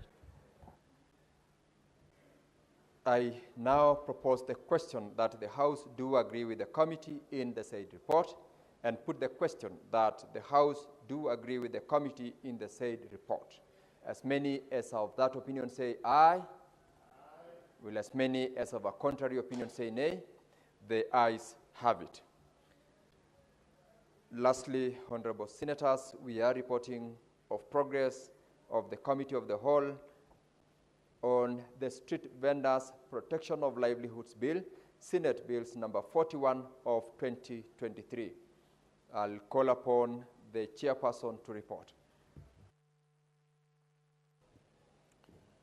Honorable Speaker, I beg to report that the Committee of the Whole has considered the Street Vendors Protection of Livelihood Bill, Senate Bills number 41 of 2023, and seeks leave to sit again tomorrow. Mover to proceed to move. Senator Essie. Honorable Speaker, I beg to move that the House do agree with the committee on the said report and request Senator Eddie Okech to second. Chair, I second. Honorable members, I now propose the question that the House do agree with the committee in the said report, and I put the question that the House do agree with the committee in the said report. And will as many as of that opinion say aye? Will as many as of a contrary opinion say nay? The ayes have it.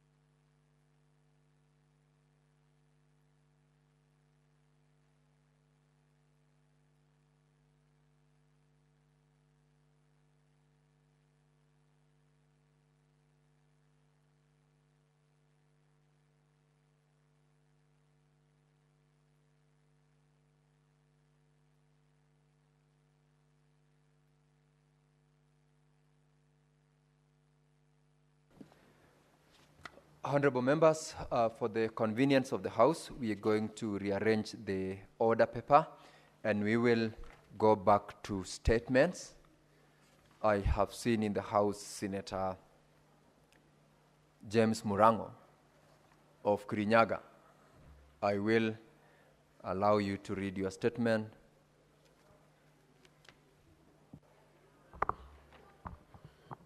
Asante sana, Mstahiki Spika. Mstahiki Spika, nimesimama hapa kuomba kauli kuhusu changamoto zinazowakumba wakulima katika vituo vya Bondi ya Taifa ya Mazao na Hifadhi ya NCPB, Chasagana na Wanguru, kaunti ya Kirinyaga. Mstahiki Spika, nasimama kwa mujibu wa kanuni ya kudumu 53(1) za Seneti kuomba kauli kutoka kwa kamati ya kilimo, mifugo na uvuvi kuhusu changamoto zinazowakumba wakulima katika kaunti ya Kirinyaga, hasa katika upatikanaji wa mbolea ya ruzuku kupitia kituo cha Bondi ya Taifa ya mazao na hifadhi ya NCPB kilichoko Sagana na Wanguru. Mr. Speaker, wakulima kutoka maeneo mbalimbali ya kaunti ya Kirinyaga wamekuwa wakifika katika kituo cha NCPB cha Sagana na Wanguru wakiwa na vocha halali ya kupata mbolea, lakini kukataliwa kwa sababu ya hitilafu katika mifumo ya kompyuta pamoja na upungufu mkubwa wa mbolea katika kituo hicho. Hali hii si tu ya kusikitisha, bali na hujumu juhudi za uzalishaji wa chakula na kuhatarisha usalama wa chakula nchini. Katika kaulio, Mr. Speaker, kamati hii inapaswa kujibu masuala yafuatayo. Moja, sababu ya kucheleweshwa kwa usambazaji wa mbolea ya ruzuku katika kituo cha NCB cha Sagana na Wanguru licha wakulima kuwa na vocha halali. Mr. Speaker. Mbili, hatua zipi za haraka zinazochukuliwa na Wizara ya Kilimo, Mifugo na Uvuvi kutatua tatizo la uhaba wa mbolea na kuhakikisha kuwa wakulima wa Kirinyaga wanapata mbolea kwa wakati ufaao.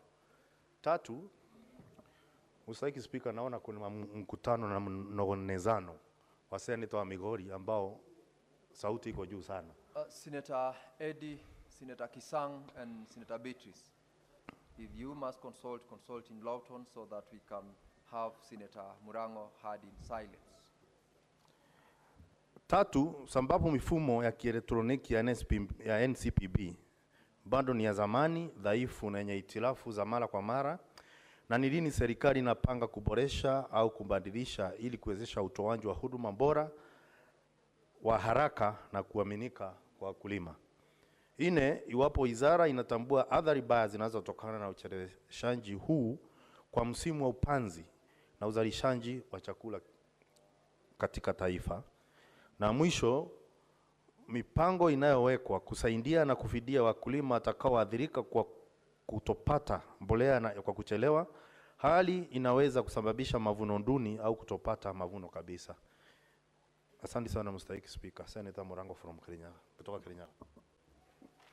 Next is the statement by the Senate Majority Leader, pursuant to Standing Order 57-1. Mr. Speaker, I rise pursuant to Standing Order number 57-1 to present the business of the Senate for the week commencing Tuesday, 5th of August 2025.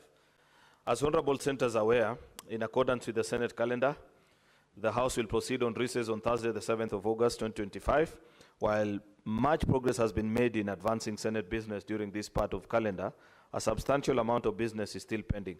The current status of business is as follows. There are 57 bills, of which 37 are at the second reading stage, 2 are awaiting first reading, and 18 are at the committee of the whole stage. 28 motions are pending conclusion, 27 petitions are under consideration by the respective committees, out of which 24 are due for reporting, and 440 statements pursuant to Standing Order number 53-1 are before the respective standing committees. Mr. Speaker, sir, with regards to petitions, during the sitting held on Tuesday, the 29th of July 2025, the Senate considered and adopted 4 reports of petitions pursuant to Standing Order number 238, for which I commend honorable senators. Nevertheless, several petitions remain pending before committees as follows. Committee on Devolution, 1. Standing Committee on Labor and Social Welfare, 5. Standing Committee on Land, Environment and Natural Resources, 13.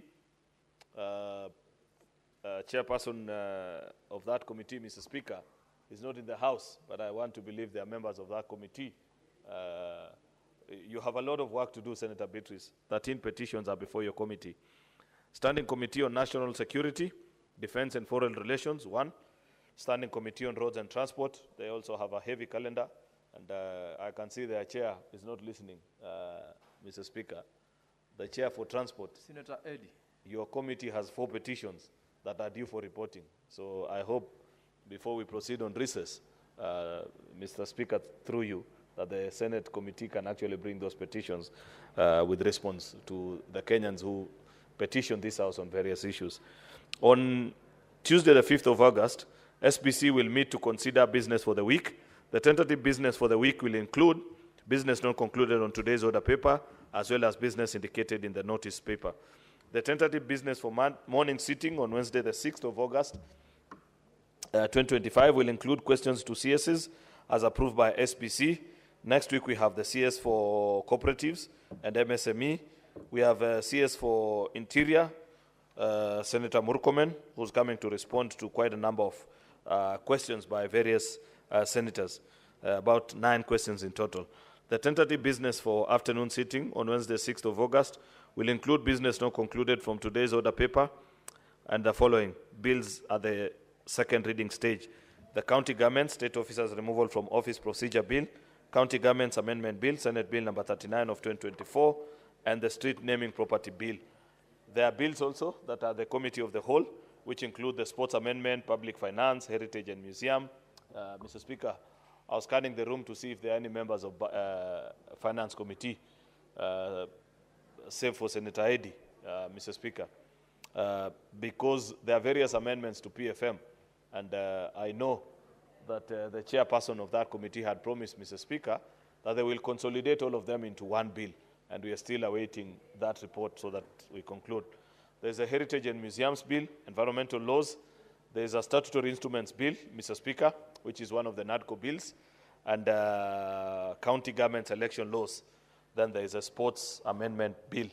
The projected business for Thursday, 7th, will include any business not concluded, after which, at the rise of the House will proceed on recess.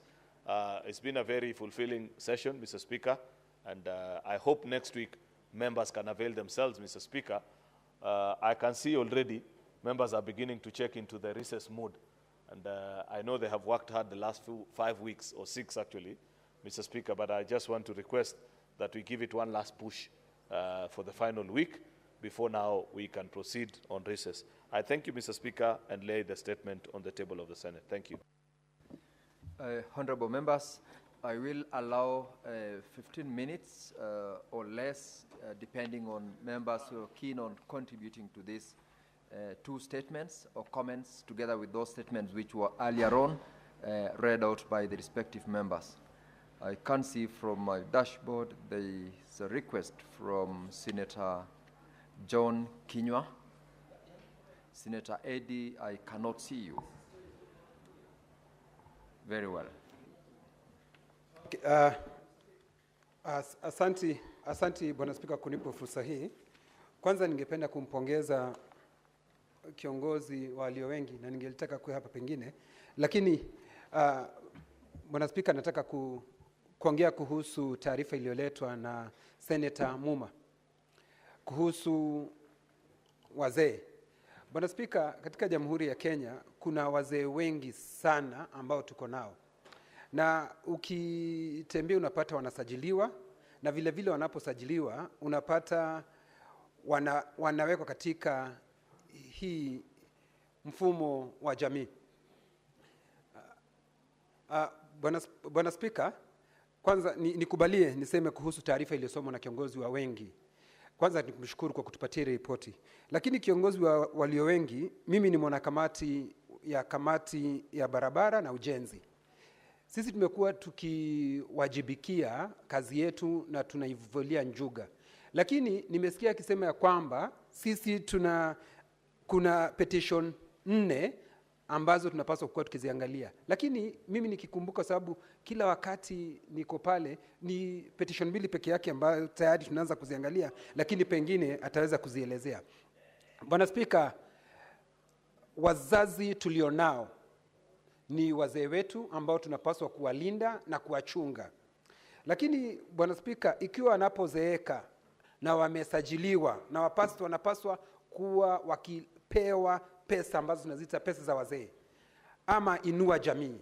Lakini unapata wamesajiliwa, lakini hata baada ya kusajiliwa unapata hawapati ile ruzuku yao ambayo wanapaswa kupata kila mwezi ndio waweze kujikimu kimaisha, kwa sababu tayari Bwana Spika, kwa sababu ya kule kuzeeka kwao hawana ule uwezo wa kuendelea kufanya kazi ambazo walikuwa akizifanya. Kwa hivyo Bwana Spika, ni vizuri serikali ichukulie jambo hili kwa uzito unaofaa, kwa sababu hawa ni wazee wetu. Wengi tunawazika Bwana Spika, vile ikiwa hawajaweza kupata zile hela zao. Kwa kawaida unaweza kusema hawa wamekufa tukiwa na deni yao, Bwana Spika, na hili si jambo zuri hata kidogo. Bwana Spika, kuna hii bodi ya kitaifa ya nafaka na mazao. Inapaswa kufuna, ni taarifa ambayo imeletwa na seneta wa kutoka Nandi Cherargei. Unapata mahindi, kipimo cha mahindi, sheria ikifuatwa inapaswa kuwa ni kilo 50, lakini unapata wao wanaweka kilo 90, Bwana Spika, ilhali ukiangalia kitu kama maharagwe na mbaazi zimewekwa kulingana na sheria. Na si hiyo tu, unapata hii ni kunyanyasa wakulima, kwa sababu wakulima wengi wanategemea kilimo cha mahindi. Lakini ikiwa hatutafuata sheria, kwa hivyo hii bodi inapaswa ichangamke vilivyo. Bwana Spika, bodi hii tena, seneta wa Kirinyaga amesema ya kwamba wamekuwa wakisema kuna shida ya mbolea ya ruzuku ama pembejeo. Bwana Spika, wakulima hawapati mbolea hii wakati unaofaa. Wanatembea masafa makubwa kuweza kuja kupata hii mbolea, na wakija wanaambiwa kwamba mitambo ina hitilafu. Bwana Spika, mitambo kuwa na hitilafu hiyo sio kazi ya wakulima, hiyo ni kazi ya bodi ambao wanapaswa kuwa wakishughulikia na kuwa wamejipanga vilivyo, ndiposa wakulima waweze kupata pembejeo yao. Vikwazo vingi vinavyopatikana kwa wakulima, Bwana Spika, ni kwa sababu mbolea hii inapopeanwa tayari mvua imekwisha na wanategemea hii mbolea wakati wa upanzi, na ikiwa bodi hii haitafanya kazi ambavyo inapaswa kufanya, Bwana Spika, tunapaswa tuifutilie mbali. Lakini yote 9, kamati ambayo itakuwa ikishughulikia, washughulikie kwa kindani na waweze kuleta majibu na waweze kuleta suluhu la kudumu, ndio Wakenya waweze kupata afueni kwa hii mbolea, na vile vile bodi hii iweze kupaletea Wakenya faida badala ya hasara. Nashukuru Bwana Spika kwa kunipa fursa hii. Senator Eddie Okech.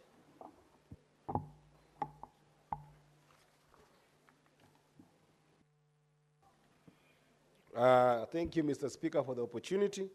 I wanted to just make quick comments on 2 statements. First of all is the statement by the Majority Leader on some outstanding issues in committees. Indeed, I want to acknowledge that some of the overarching petitions that are pending in the Transport and Roads and Housing Committees, we are working on them. But, Mr. Speaker, we are facing a lot of problems with a number of governors. Mr. Speaker, for instance, there is a petition on the issue of Kishaju. This is a development that was done in Kajiado that involves the Kingdom Bank and also involves the Jamibora Trust, where one of the biggest contention that is there, Mr. Speaker, is the issue of land rates, so that people who have already been able to pay for the developments there and the property there can be given their title deeds, Mr. Speaker. But, Mr. Speaker, 4 times we have invited the governor to come and be able to give his input on this issue that is standing between the people in Kisaju who have been able to pay for their property and their title deeds, and the governor has refused to come to the committee, Mr. Speaker, to the extent that last week the committee had actually had to summon the governor, and we had actually taken the step to go to Kisaju in Kajiado in the first week of September, so that we can be able to go and deal with the governor there. Mr. Speaker, so I want just to urge this House that there's a level with which governors are still giving us problems when it comes to issues of accountability. Governors are only keen on appearing in the park and peak. Any other committee of the standing committees that attempt to do even the issue of oversight on them, they are not honoring them, Mr. Speaker. And I will table some of these names here, Mr. Speaker, in subsequent conversations to make sure that we call these governors to order. Because it cannot be that if the Senate has approached the issue of oversight, they don't show up. These last 2 weeks, Mr. Speaker, 5 governors have sent apologies to the Committee on Transport, Road and Housing, Mr. Speaker. Out of 7 governors were invited, only 2 showed up. So, Mr. Speaker, it's a very serious issue that I think that other committees are also facing, that the governors must come to any committees of this House to answer to questions pertaining to oversight. So we will deliver on those petitions, Mr. Speaker, as fast as it is required. But, Mr. Speaker, we will need the help of this House to call these governors to order. Secondly, Mr. Speaker, I wanted to quickly comment on the statement by the good Senator, Senator Murango Kamau, who has spoken very passionately about the delay in fertilizer distribution for rice farmers in Sagana and in Mwea. Mr. Speaker, I know that the good senator, who is also happened to have been the chair of agriculture, and he did a very good job when he was the chair of agriculture. I don't know when he lost the script and then lost that seat. But, Mr. Speaker, he will understand, as former chair of agriculture, that the issue of planting fertilizer for farmers in the rice sector is a national issue. In fact, it should be declared a national disaster. Because, Mr. Speaker, if you looked at this week's recent TV reports, the rice farmers are suffering because they are now competing with rice that's coming from abroad. Their rice is not being taken, but the problem starts with the issue of fertilizer.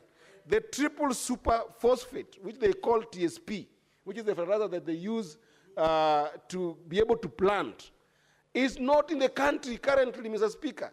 This is a fact that the National Cereal and Produce Board must be able to respond to, Mr. Speaker. I come from a rice-growing community. When you go to Nyatike constituency, the Lower Kuja irrigation scheme, I think that we have got some of the best potential rice in that community. Yet, Mr. Speaker, there is just no fertilizer. And if some meager fertilizer shows up, then it's so small, and it shows up when the rains have even ended. There is no flooding that can be able to enable them plant properly. These things go according to seasons, Mr. Speaker. And, Mr. Speaker, another issue that this committee must address, and I wish that Senator Murango was the chairman, only for this issue, apart from other issues that have been affecting him politically. But if it was not for those issues, Mr. Speaker, he would understand that the cooperatives right now in the rice sector are not being given the power to distribute fertilizer, Mr. Speaker. You know very well that when farmers go as individuals to get this fertilizer, Mr. Speaker, they can't because they might not have the money to purchase at sale. But the problem here is that now the National Cereal and Produce Board does not allow for this fertilizer to go to the cooperatives who can take this fertilizer in advance, give it to their cooperative members, and then once they have harvested and sold their rice, then they can be able to pay back, Mr. Speaker. This is a problem that must be solved by this committee. And then the last issue that must be solved by this committee, Mr. Speaker, is the issue of mopping up rice, Mr. Speaker. It cannot be that a farmer in Nyatike can go and plant rice, have paddy, then when they give this paddy to a number of agencies that are supposed to buy rice, they are given small prices that then end up delaying for even 3 months, Mr. Speaker. This is happening in Mwea Tebera. This is happening in Nyatike. This is happening to all our farmers within the borders, Mr. Speaker. So they are forced, Mr. Speaker, to sell paddy. Can you imagine? They are selling paddy to people like in Uganda because they cannot be paid in the mop-up program, Mr. Speaker.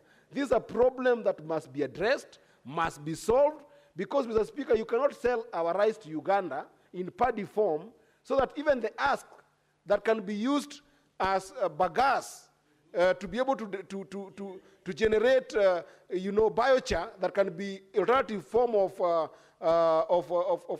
fuel, and even actually can be used further to generate fertilizer, which is a problem, is all going to Uganda. So we are not having a vertical integration that can be able to enable an entire value chain to be developed. Why? Because of just mop-up program for buying rice from our farmers, Mr. Speaker. These are issues that I hope that the chairperson of agriculture, the Committee on Agriculture, my brother, Mr. And Senator, Wafula, Wakoli, will be able to deal with. I know he's also very capable because he has served in this committee. I was with him in Turkana. I saw the way he was giving Senator Murango a lot of support.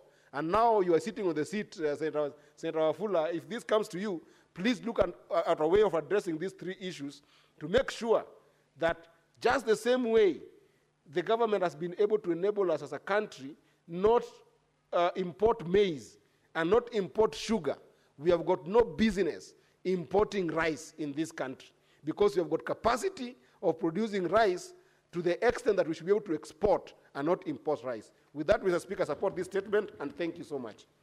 Senator Samson Cherargei. Thank you, Mr. Speaker, sir. One, I want to comment on the statement of ECD teachers.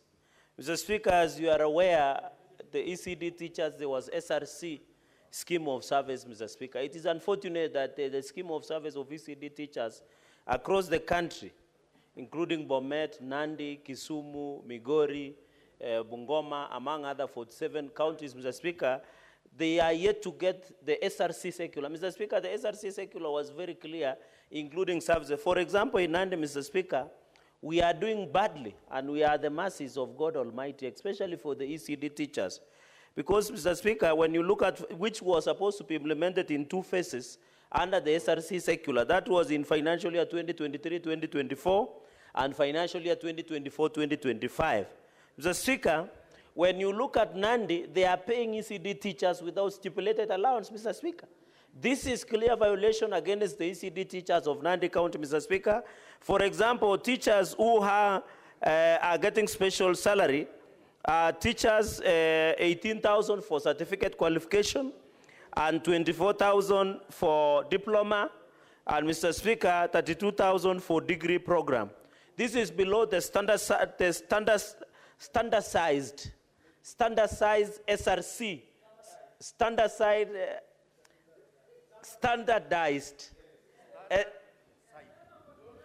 standards, you know, I'm thinking in Kinandi. Allow Senator Cherargei to be heard in silence. Yes. Continue thinking in yes. as long as you speak. Mr. Speaker, sorry, I am thinking in Kikalenjin and trying to translate into English. In a standardized manner, which was provided by SRC in schemes of service. ECD teachers across the country are suffering. Because even in Kisumu, I've seen a statement from my learned senior counsel on the issue of ECD teachers, Mr. Speaker.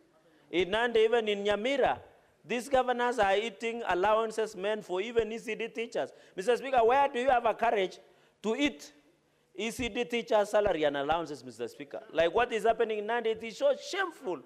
Somebody even in Bomet, Mr. Speaker, where that person who is an ECD teacher is taking care of your child, which is yet know how to use toilet, know how to write, know how to talk.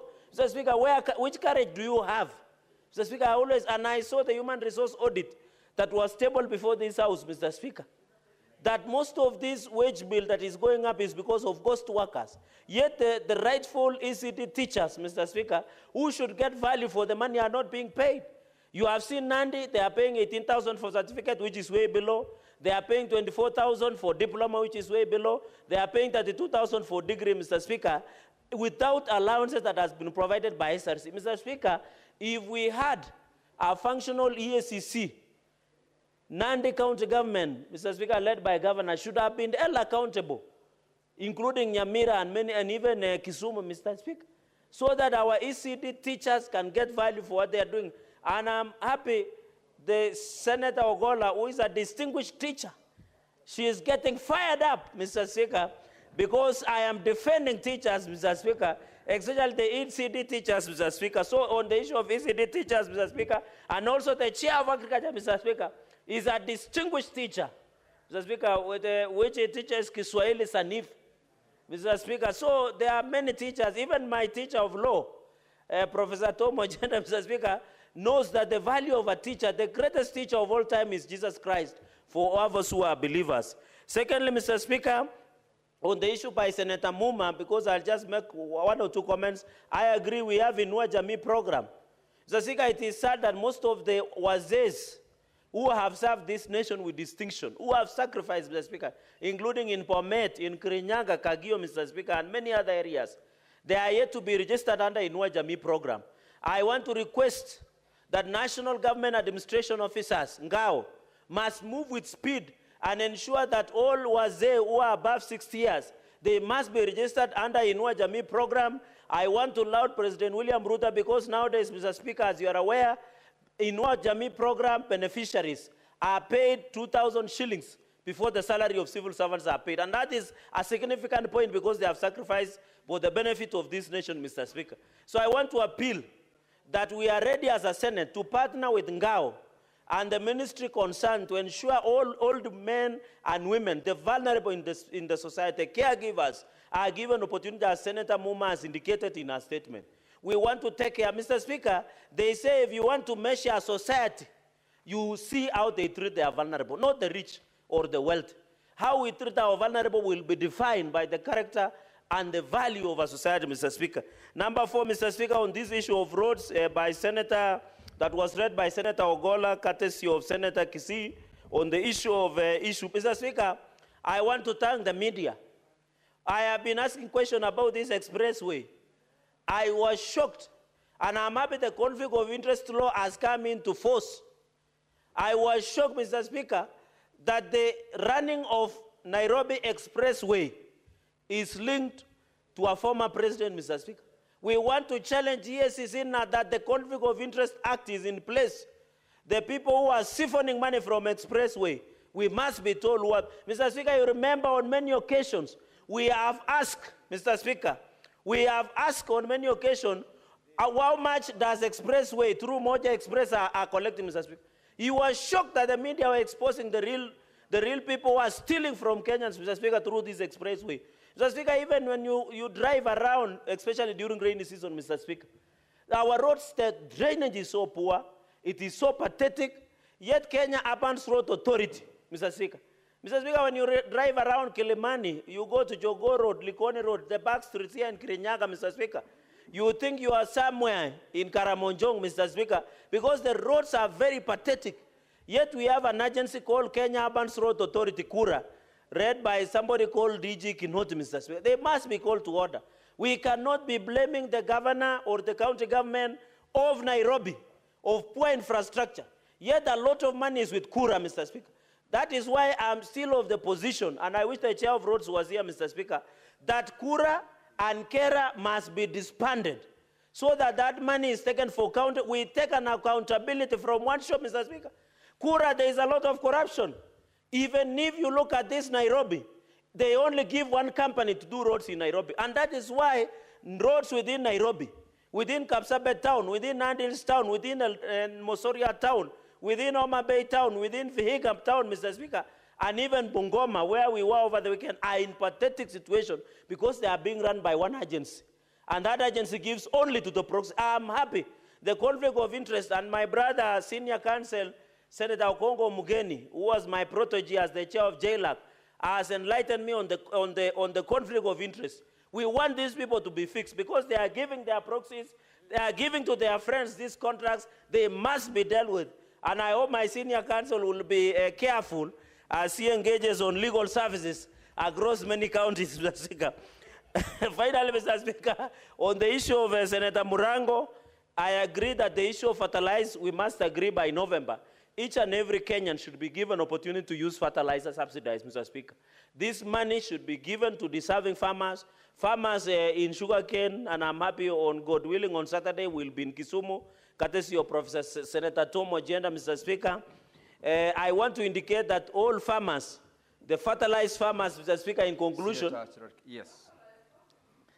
Proceed to fertilized farmers, sorry, I'm just concluding. Mr. Speaker, we must have opportunity for all of us to access fertilizer. I am only disappointed. I expected Senator Murango to have brought a statement on the Gazette notice of importation of rice. Yet rice in Mwea is yet to be bought. Yet rice in Nyatike is yet to be bought.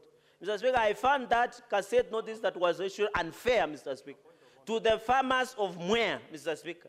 Farmers of Mwea, we should more price that is in Mwea, in Nyatike, before issuing a gazette notice, Mr. Senator Speaker, Cherargei, of take importation your of seat. rice. I thought I'm enriching his argument. Take your seat. There is a point of order. Senator Murango, what is your point of order?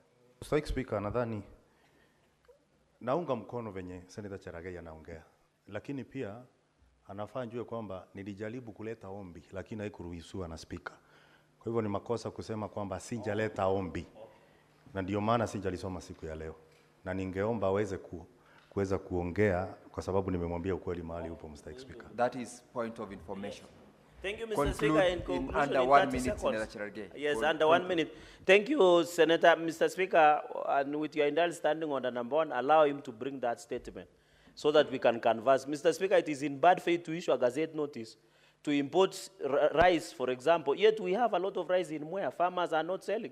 Yet we have in Nyatike, Mr. Speaker. And I hope there is no gazette notice to import sugarcane again. And a hero in Kisumu, Mr. Speaker. I hope there is no intention of importing maize or even sugarcane, Mr. Speaker, because it will kill the spirit and the soul of farmers. I thank you, Mr. Speaker, and I support. Now, honorable members, the 15 minutes that I had allowed for comments on statements is over. I will allow Senator Professor Tom Ojenda to read his statements, and we will not be able to comment because we are out of the time allowed for comments on statements. Thank you, Mr. Speaker. Mr. Speaker, I have 5 statements this afternoon. The first statement is on project identification in Kisumu County. Mr. Speaker, I rise pursuant to Standing Order 53-1 to seek a statement from the Standing Committee on Devolution and Intergovernmental Relations on a matter of county-wide concern regarding the project identification criteria and implementation status in Kisumu County. Mr. Speaker, sir, while the county government has in recent financial years allocated portions of its development budget to project identification at the ward level, residents and local leaders have increasingly expressed concern over the transparency, equity, and overall effectiveness of this process.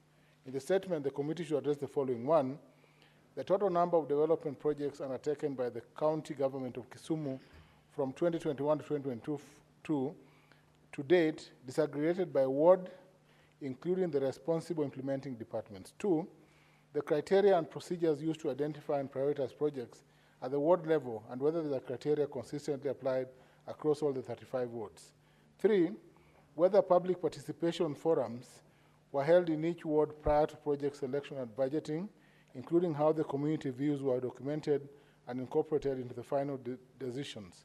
4, the current implementation status of ward level projects, including details on any stalled, incomplete, or low-impact projects identified in audit or department reports. And lastly, the oversight framework applied by the County Assembly of Kisumu, internal audit committees, and county budget and economic fora to ensure fair distribution and accountability to ward-level development planning. Mr. Speaker, my second statement is on the status of digitization, collection, and accountability of on-source revenue in Kisumu County. Mr. Speaker, I rise pursuant to Standing Order 53-1 to seek a statement from the Standing Committee on Finance and Budget on the matter of county-wide concern regarding the digitization, collection, efficiency, and financial accountability mechanisms governing on-source revenue in Kisumu County. Mr. Speaker, the county government of Kisumu generates substantial on-source revenue through markets, parking fees, liquor and trade licensing, building permits, property rates, and cess on agricultural produce and transportation. Despite public projections estimating annual collection of Kenya shillings 1.2 billion, audit concerns persist regarding irregularities in revenue collection, leakage through cash-based transactions, and underreporting across wards and sub-counties. There is limited clarity on whether the county has fully transitioned to digital revenue collection platforms integrated with the National Treasury's IFMIS and the e-citizen framework as required by the PFM Regulations 2015 and in line with the Presidential Directive on Unified National Payment Gateways. Moreover, Mr. Speaker, market vendors and small-scale traders continue to report challenges including multiple levies and unreceipted collections by unauthorized agents, particularly in informal trade and transport sectors. In the statement, the committee should address the following. 1, the total amount of on-source revenue collected by Kisumu County in each of the last 3 financial years, disaggregated by revenue source and sub-county. 2, the extent to which Kisumu County has transitioned to fully cashless, digitized on-source revenue collection systems integrated with IFMIS and e-citizen platforms. 3, the safeguards in place to detect and eliminate revenue leakages, the use of parallel receipt books, and the operations of unauthorized revenue collection agents, especially in markets, border stages, bus parks, and urban access points. 4, the internal audit mechanisms governing daily, weekly, and monthly revenue reconciliation, and whether such audits are made public and are subject to external verification. And lastly, the steps taken to promote equity, transparency, predictability in the assessment and enforcement of county taxes, rates, levies applicable to small traders, vendors, and transport sectors. My third statement, Mr. Speaker, is on youth engagement programs and delayed payments to community contractors in Kisumu County. Mr. Speaker, I rise pursuant to Order 53.1 to seek a statement from the Standing Committee on Labor and Social Welfare on a matter of county-wide concern regarding the status of youth engagement programs and delayed payments to community contractors in the county. Kisumu County has over the years implemented temporary employment initiatives targeting youth empowerment, kazi kwa vijana. These include urban cleanup exercises, solid waste management, drainage maintenance, urban greening, particularly in Manyata, Nyalenda, Kondele, and Milimani, and Market Milimani wards. While these programs have created short-term job opportunities and basic service contracts for hundreds of young people, many of these groups remain unpaid for work completed as back as 2022-23 financial year. In the statement, the committee should, 1, address the total number of youth-led and community-based groups engaged by Kisumu County under urban cleanup, greening, and labor-based public work programs from 2022-23 financial year to date. 2, the reasons behind the delays in disbursing payments and the total amount owed to these groups or individuals, including a breakdown of payments that are pending, delayed, or under dispute.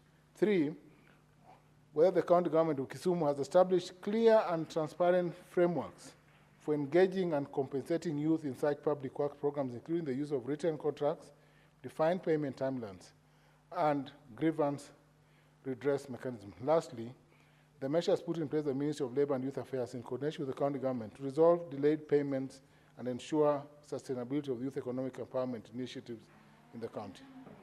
Mr. Speaker, my second last statement is on the status of conservation and sustainable utilization of the Dunga wetland and Lake Victoria shoreline in Kisumu County.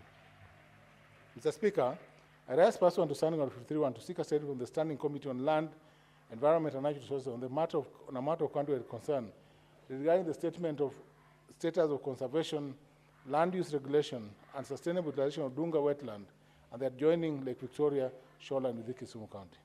Mr. Speaker, sir, the Dunga wetland, part of the broader Lake Victoria Basin ecosystem, is a vital environmental and economic asset situated along the Kisumu Port Corridor. It plays a critical role in flood regulation, biodiversity support, and community livelihoods, especially through small-scale fishing, boat tourism, and informal trade. However, recent developments point to worsening degradation of the wetland caused by unregulated waste dumping and controlled land use and environmental encroachment. These issues, Mr. Speaker, threaten the wetland's ecological balance and the sustainability of Kisumu's blue economy. In the statement, the committee should, 1, address the current status of conservation planning for the Dunga wetland and the Lake Victoria shoreline, including the existence and the legal status of any gazetted land use or zoning frameworks approved by NEMA. 2, the interventions undertaken by Kisumu County Government in collaboration with relevant national agencies to regulate waste disposal, sanitation, and structural development along Dunga waterfront and wetland areas. 3rd, any ongoing or planned public education campaigns or livelihood support programs aimed at assisting informal traders and small-scale service providers to transition to more sustainable and environmentally compliant operations. 4, the role of the Kenya Ports Authority and the Ministry of Environment in protecting ecologically sensitive areas adjacent to the Kisumu port in alignment with Kenya's commitment under the East African Blue Economy Strategy. And lastly, the existence and implementation status of any long-term ecological monitoring or wetland restoration program, and the extent to which local communities, including beach management units, BMUs, and environmental youth groups have been involved in its design and execution. Mr. Speaker, my last statement is on the status and utilization of donor-funded medical equipment in Kisumu County hospitals. Mr. Speaker, sir, I rise pursuant to Standing Order 53-1 to seek a statement from the Standing Committee on Health on a matter of countrywide concern regarding the status and operational utilization of donor-funded medical equipment and related infrastructure in public hospitals in Kisumu County. Mr. Speaker, over the past several years, Kisumu County has benefited from significant investment in health infrastructure through support from the national government and development partners. These include, Mr. Speaker, the Managed Equipment Services, MES program, the Global Fund, and the Gavi Alliance. Through these programs, Mr. Speaker, critical medical equipment has been supplied to health centers across the county. Despite these efforts, however, the Auditor General's report of September 2024 flagged major underutilization of equipment in several facilities. For instance, Mr. Speaker, Chulaimbo Sub-County Hospital reportedly remains underutilized despite the 10.8 million having been spent on maternity and rehabilitation program. Mr. Speaker, at Jaramogi Oginga Odinga Teaching and Referral Hospital, JOTRH, highly specialized equipment such as endoscopy machines, mammography units, cryotherapy units, and chemotherapy beds remain largely idle due to human resource shortages, with critical services reportedly reliant on a single oncologist. In the statement, Mr. Speaker, the committee should address the following. One, the type and total number of medical equipment and infrastructure supplied to public hospitals in Kisumu County under the MES program, the Global Fund and Gavi program since 2022, including the recipient facilities. Two, the current operational status of each equipment and facility, whether functional, idle, out of service, or in need of repair. Three, the availability and deployment of trained personnel, particularly medical specialists, to operate the equipment in each facility.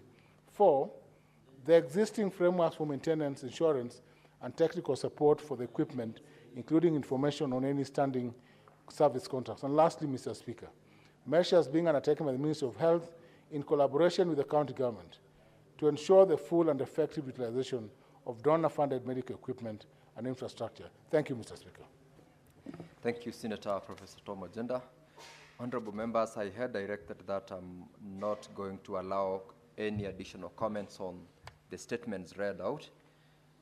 Because of that reason, I know there are so many members who've actually requested. We are out of time for comments on statements, and we will not comment on them. We will proceed to the order paper. I will defer order number 8, that is the Technopolis Bill, National Assembly Bill number 6 of 2024, and order number 9, the Tobacco Control Amendment Bill, Senate Bills number 35 of 2024. Clerk, call the next order. Order number 10, motion, reports of the Standing Committee on Devolution and Intergovernmental Relations on its inquiry into the state of markets in Vihiga and Bungoma counties arising from a statement sought by Senator Godfrey Osotsi, MP, and Senator David Wakoli, MP. Resumption of debate. Honorable members, this is a resumption of debate. That was a motion that was adjourned in our last sitting, and when the House rose, Senator Okongo Mogeni had 17 minutes remaining for him to conclude. You may conclude. You need not do the 17 minutes. Thank you, Mr. Speaker.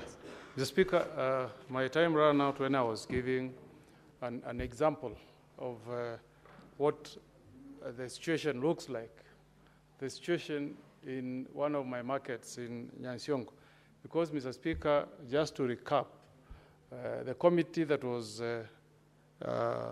tasked with the statement that was sought by the two senators was looking at the functionality and availability of services for our residents in our counties. Mr. Speaker,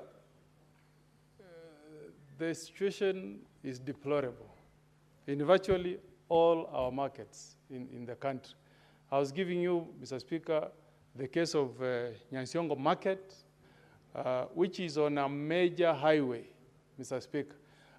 When, before my time ran out, Mr. Speaker, I just pointed out the fact that we don't have water, there's no electricity connected in that market, there are no toilets. So you don't understand, Mr. Speaker, on what basis do our counties collect rates from traders? Because, Mr. Speaker, if I'm paying you rates, it means I'm paying you because you are providing some service to me. Mr. Speaker, you know that I'm told, I don't have the statistics, but I'm told that even for Nairobi County, Mr. Speaker, the highest revenue comes from around Gekomba and Isili. But have you tried to go to Isili and look at the state of the roads? I had my good friend Senator Cherogei blaming, is it Kenya Urban Roads Authority? But what is the work of the governor of Nairobi? What is the work of the governor of Nairobi? Rates are paid. The traders in Gekomba, the traders in Isili, they pay rates to the governor of Nairobi. Mr. Speaker, if you read the Constitution, and I'm happy Senator Mandago is here, he's a former governor. If you read our Constitution, there is, in the 6th schedule, there is a paragraph that says one of the devolved functions include county roads, Mr. Speaker. So if you say that the roads in Isili, the roads in Gekomba should be done by Kenya Urban Roads Authority, what is the work of the governor of Nairobi, Mr. Speaker? And the misfortune that we are facing as counties, Mr. Speaker, is that our governors believe that when you are told that you fix a road, maram the road. They have never, become ambitious enough to say that they can also tarmac roads like our, national government. Do you know, in the run-up to the elections in 2022-2023, and I'm saying this with a lot of sadness, a road from Tinga, in my county in Nyamira, Tinga to a hospital in Igenaitambe, was marammed at a cost of 50 million, Mr. Speaker. If you go there today, this day, Mr. Speaker, 31st of July, we have again brought another contractor to again maram the road. Surely, does it mean in this country we don't have brains? That every 2 financial years we are spending 50 million to maram a road, whereas we can tarmac 2 kilometers per financial year at a cost of 35 million shillings. We need something drastic from NEMA, Mr. Speaker. Let NEMA inspect our markets, and I will challenge them to go to a few markets in my county, Mr. Speaker. Let them go to a market at Ikonge. There is no water connectivity.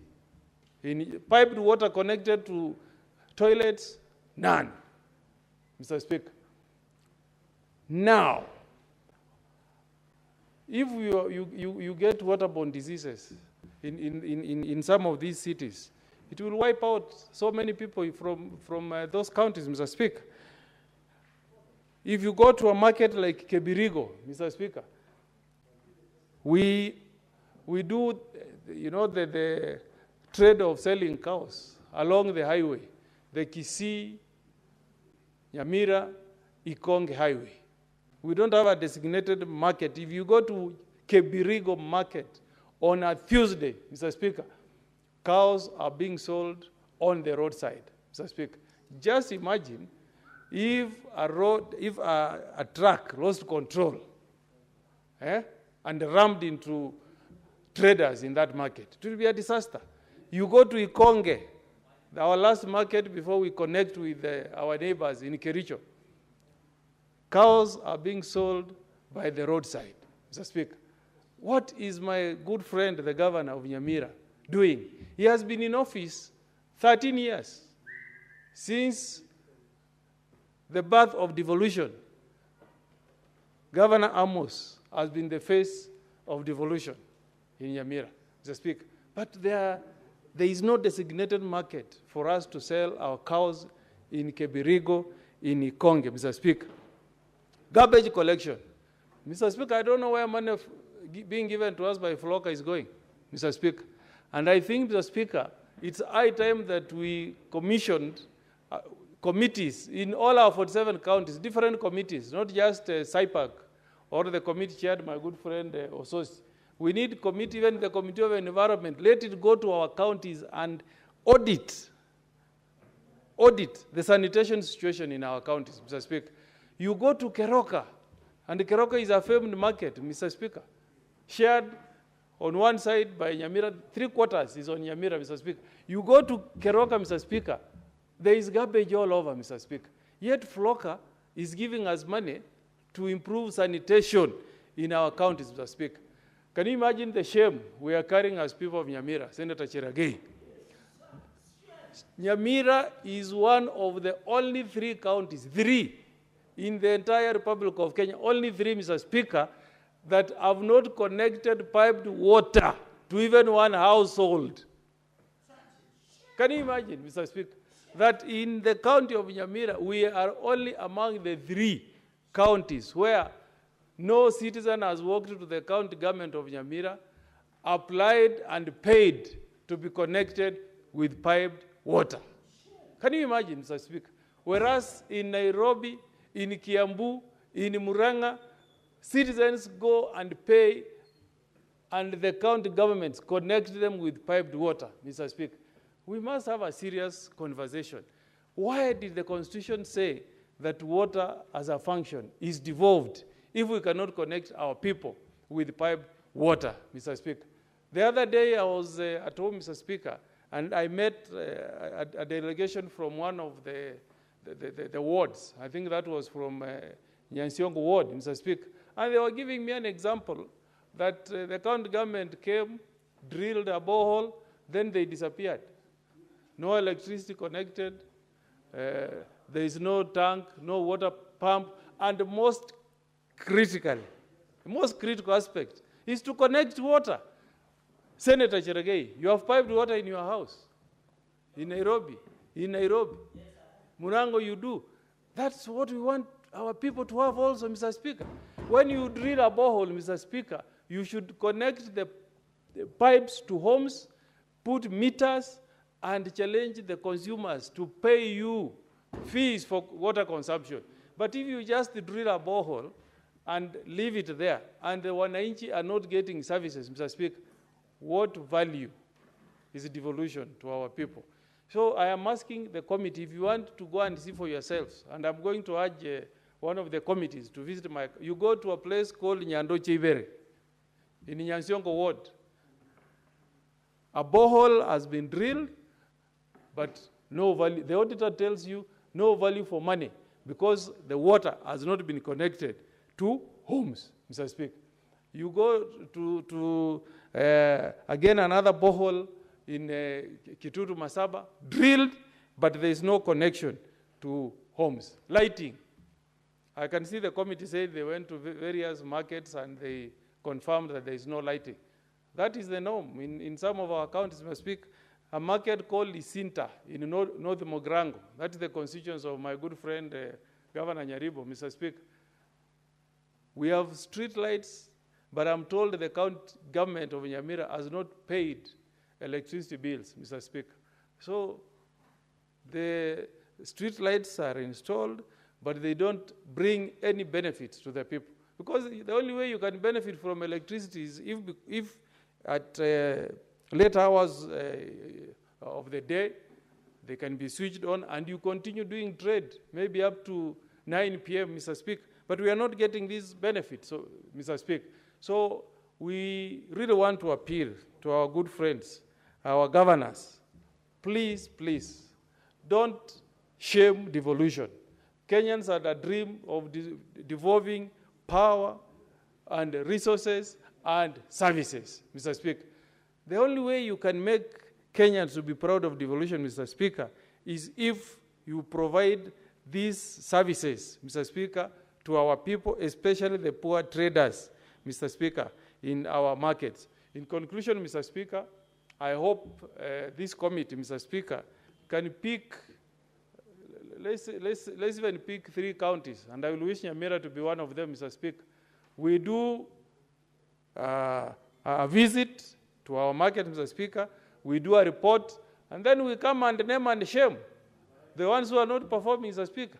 Because let the people know, let the people who represent know how the performance of some of these governors are. And we bring facts here, Mr. Speaker, and we send senators who are impartial, who come from the counties, not where some of us come from, and they do a report. But it's a shame, Mr. Speaker, to speak of a situation in the 21st century, Mr. Speaker, where we have markets that have no toilets, Mr. Speaker. We have markets that are not connected to any sewer system, Mr. Speaker. We have markets where there is no arrangement on garbage collection. The other day, somebody was giving me an example, Mr. Speaker, of what happens in most of these European countries. Mr. Speaker, if you go to a town in Europe, you walk in the streets, Mr. Speaker, and you find points where you can drink water free. Free, Mr. Speaker, and you are told it's clean, safe water. Can any, he's telling me of Zurich, Mr. Speaker, clean water in the streets. Tell me, Mr. Speaker, any county in this beautiful country of ours called Kenya, where a governor has put clean drinking water available to traders who are paying rates to our county government. There is none, Mr. Speaker. If it can be done out there, Mr. Speaker, why not in our 47 counties, Mr. Speaker? I hope our governors, as we go to the devolution conference in Homa Bay, they can reflect, Mr. Speaker, on what impact devolution has had on the people who reside in our counties. Otherwise, if we don't do that, Mr. Speaker, we would have killed the dream of devolution. So I support this report by the Committee of Devolution, but hope that we can, take some decisive action going forward so that we can have a situation where traders, at the end of the day, when they close, their garbage is collected by the county government, where there is deliberate effort to fix toilets for traders, where piped water can be connected to our markets for traders, so that there is value for the rates that our citizens in our counties pay to our governors. Otherwise, there should never be taxation without representation, Mr. Speaker. I thank you. Senator Wakoli Wafula. Senator Wakoli. Thank you, Honorable Speaker, for this opportunity to discuss the matter of markets as indicated in the order paper, Honorable Speaker. Honorable Speaker, I happened to join the Committee of Devolution at that time. I was an active member of the Devolution Committee, headed by Senator Abbas. We were with Senator Catherine Muma. In that tour of the Western Belt, we had Senator Osotsi, and we equally had Senator young youthful leader, Senator Oburu Odinga. Honorable Speaker, the situation in these counties of keen interest was not in order, Honorable Speaker. I want to delve in Bungoma County, Honorable Speaker, as the host senator at that time, to indicate that we visited the Chebukube market in Bungoma, Honorable Speaker. At that time, Honorable Speaker, the facility did not have clean and sustained water supply. And the traders at that time indicated that the cost of water was very high compared to the water they were consuming, Honorable Speaker. And it reached a position or a situation where they had to stop using that meter because of the high cost of water. Honorable Speaker, from that we went to Bukembe Market, Honorable Speaker. The market did not have a fence, the drainage was poor, the toilet facilities were pathetic, and Honorable Speaker, the storage area was not conducive for the business people of Bukembe. And as we speak, Honorable Speaker, the government of the day promised our good people of Bukembe that it will put a little resources to ensure that they also enjoy benefits like other Kenyans. So far, Honorable Speaker, the scenario has not changed, and the people expect that the county government of Bungoma ups its game based on the taxes they give and the support from the national government. Honorable Speaker, the situation is not any different. If you go to a market like Mayanja, Mianga, Kapkatenyi, Honorable Speaker, Kapkatenyi, Honorable Speaker, captures the people of Mount Elgon, the people of Sirisia, the people of Kapchai.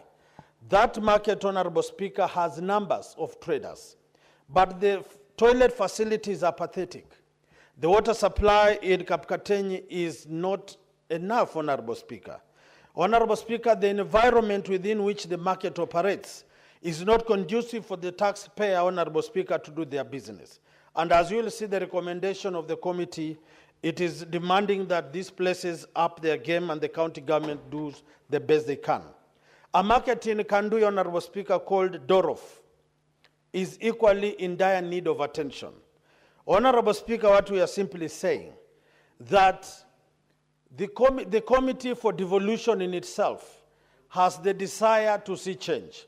But this change can equally be seen if this whole House takes a drastic measure to ensure that when governors come to committees, pick, and line committees, Honorable Speaker, people should stop playing games with these committees, Honorable Speaker.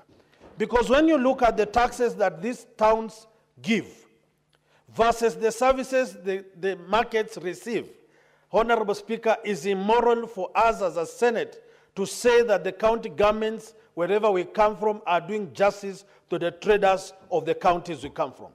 And I want to beseech honorable senators, moving forward in these other committees that you are not members in, when your governors come to visit specific committees, kindly create time and attend yourself and raise concerns that other members will not want to raise because of their comfort or because they have not been pinched by the suffering of our people, Honorable Speaker. Some of the markets, Honorable Speaker, have no lights. The solar lights have been vandalized, the electricity lights are not working, and those of the electricity lights, the bills are so high that the county government cannot support. If I want to be in particular, Mateka has electricity lights and solar lights. Some of them are not working. When you go to Maini, there are lights there, solar are working, others are not working. Kibingei Market, the same. Kamkuyo Market, the same. When you go to Maliki, the same. Honorable Speaker, what we are saying is I think we need to audit markets and to ensure that if county governments cannot call a place a market, then they should not bedevil residents of those places, pushing them to pay taxes for services they are not receiving. And if you look at various markets in this country, Honorable Speaker, you will realize like a market in Nalondo, the residents of those areas literally refuse to pay taxes because there are no sanitation, there is no water, there is no light, and therefore for a few months they have not been paying taxes. So we have to up our game, Honorable Speaker, and push our county governments to plow back what they receive from the taxpayers' money, so that Kenyans can concentrate in doing business, in investing, knowing that the markets they are in will definitely be improved by county governments that appreciate their soil and toil. And as I conclude, Honorable Speaker, a matter has been mentioned in various towns and markets of this country, that people just wake up in the morning, issue a circular in the evening, and the following day they are racing down structures of small traders, juakalis, who have equally been paying taxes to the county governments of this republic. They must be sensitive to the lives of these people. Some of these people have taken loans from merry-go-rounds, and it is not in order for county government to raise their businesses down. They are not even giving these people grants. They are not giving these people loans. They are not making water available. They are not ensuring security is there. And we call these people a county government, or we have ministers, or we have market officials. Honorable Speaker, it is high time that the Senate of the Republic of Kenya looks very, very keenly in the management of markets.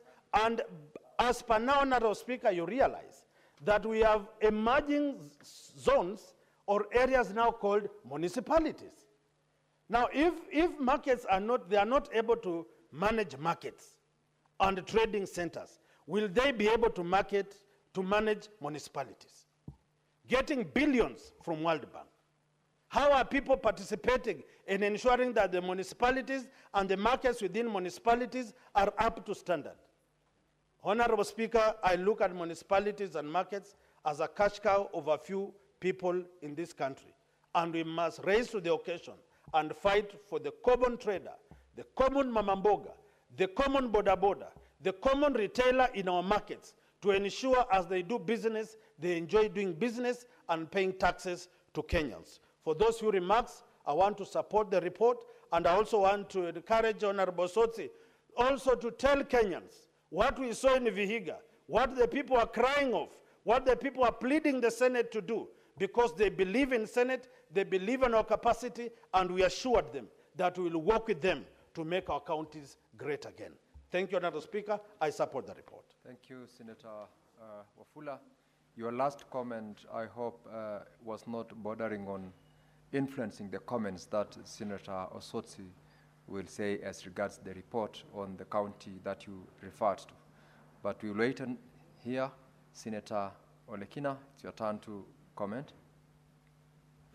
Thank you, Mr. Speaker. Mr. Speaker, I rise to support the report by the Standing Committee on Devolution and Intergovernmental Relations in as far as their reaction to the two statements sought by two distinguished senators in this Senate, that is Senator Wakoli and Senator of Vihiga.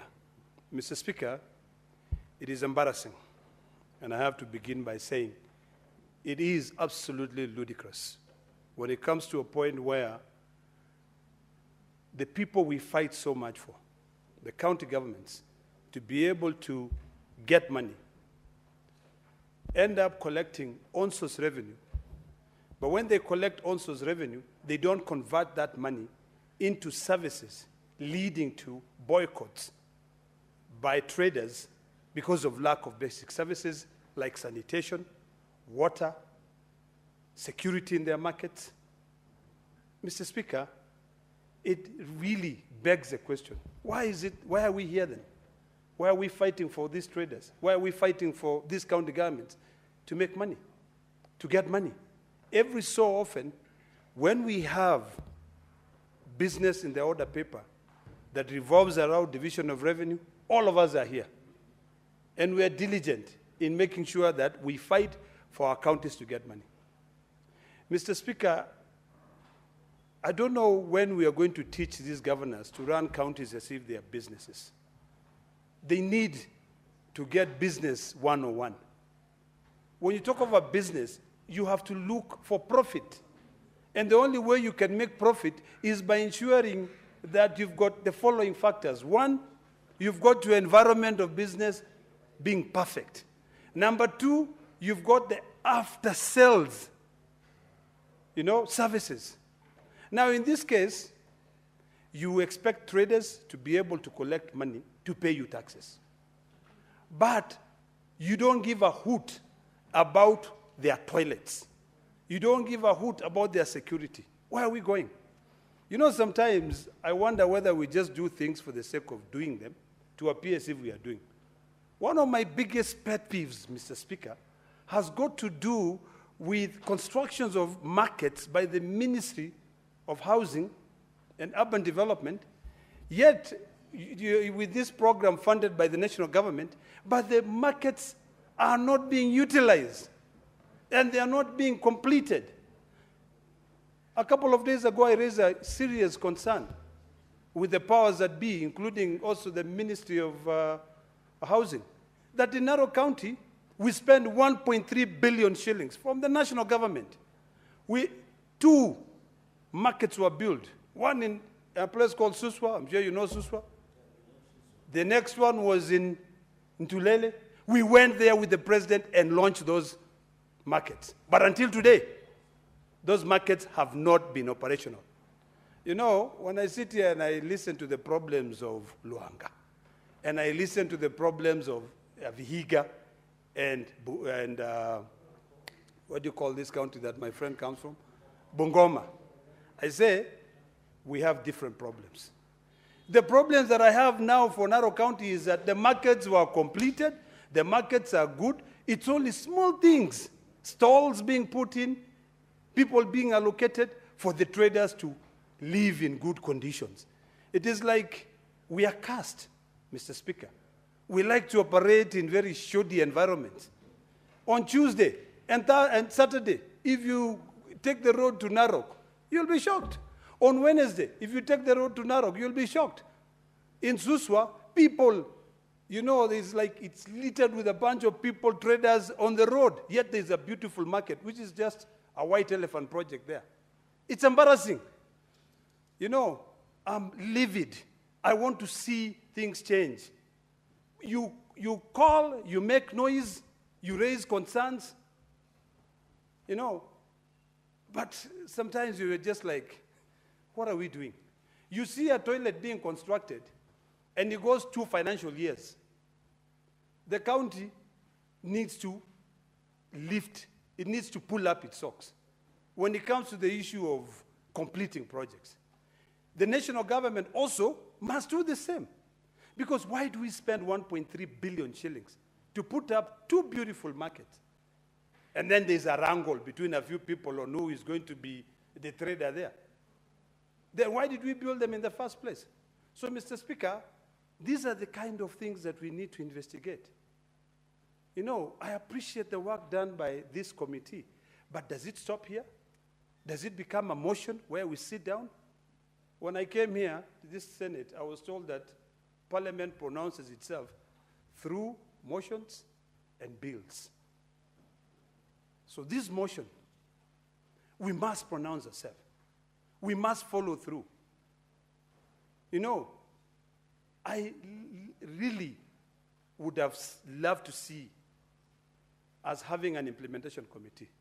So that implementation committee, when we move a motion like this one, trying to make life easy for our citizens, that committee will run with it. But now, because we are left with the committee self-implementing, I want to beseech the Committee on International Intergovernmental, what you call devolution and intergovernmental relations, to take the resolution of this Senate and run with it. Please come to Narok. Go to the Ministry of Housing. Ask P.S. Hinga, what is happening? Why are we not completing these 2 markets in Narok? Move from there, go to Bomet. See the conditions. Whatever resolution we come up with, go to Vihiga and Busia. Sit down. Let us consult. The moment we consult is the moment we can be able to move forward. If the problem is selecting traders, let those ones who are there first, when it comes to the issue of Narok, let them go in first and then the rest can follow suit. This is a matter that determines legacies. This is a matter that tells us whether this government is working or not. I want to drum up support for things that are concluded, but I don't want to do things halfway. So when I heard that this committee was investigating this issue because of the statements by my two colleagues, I wish I had also raised my statement, but I chose to call the ministry and say, please, leave that ministry, go to that place and make sure those markets are working. Finish those toilets. Because if you don't do that, today, traders in Luanga have boycotted. They have said we will not pay taxes. Tomorrow, it will be traders in Kirinyaga saying we will not pay taxes. Even if in Wasingishu they bought a beautiful AC plant to be able to fix their roads. And I think the first person who bought that one was the chairperson of health. You know, I don't know whether it was him, but I just saw a new one coming up the other day. You know, we want to see those kind of services where we are fixing our roads. Why do we have to still behave as if we are living in the 19th century? Mr. Speaker, today we had a session with the ambassador of South Korea. And one of the things that he said, which really struck so deep, is that South Korea is such a small country.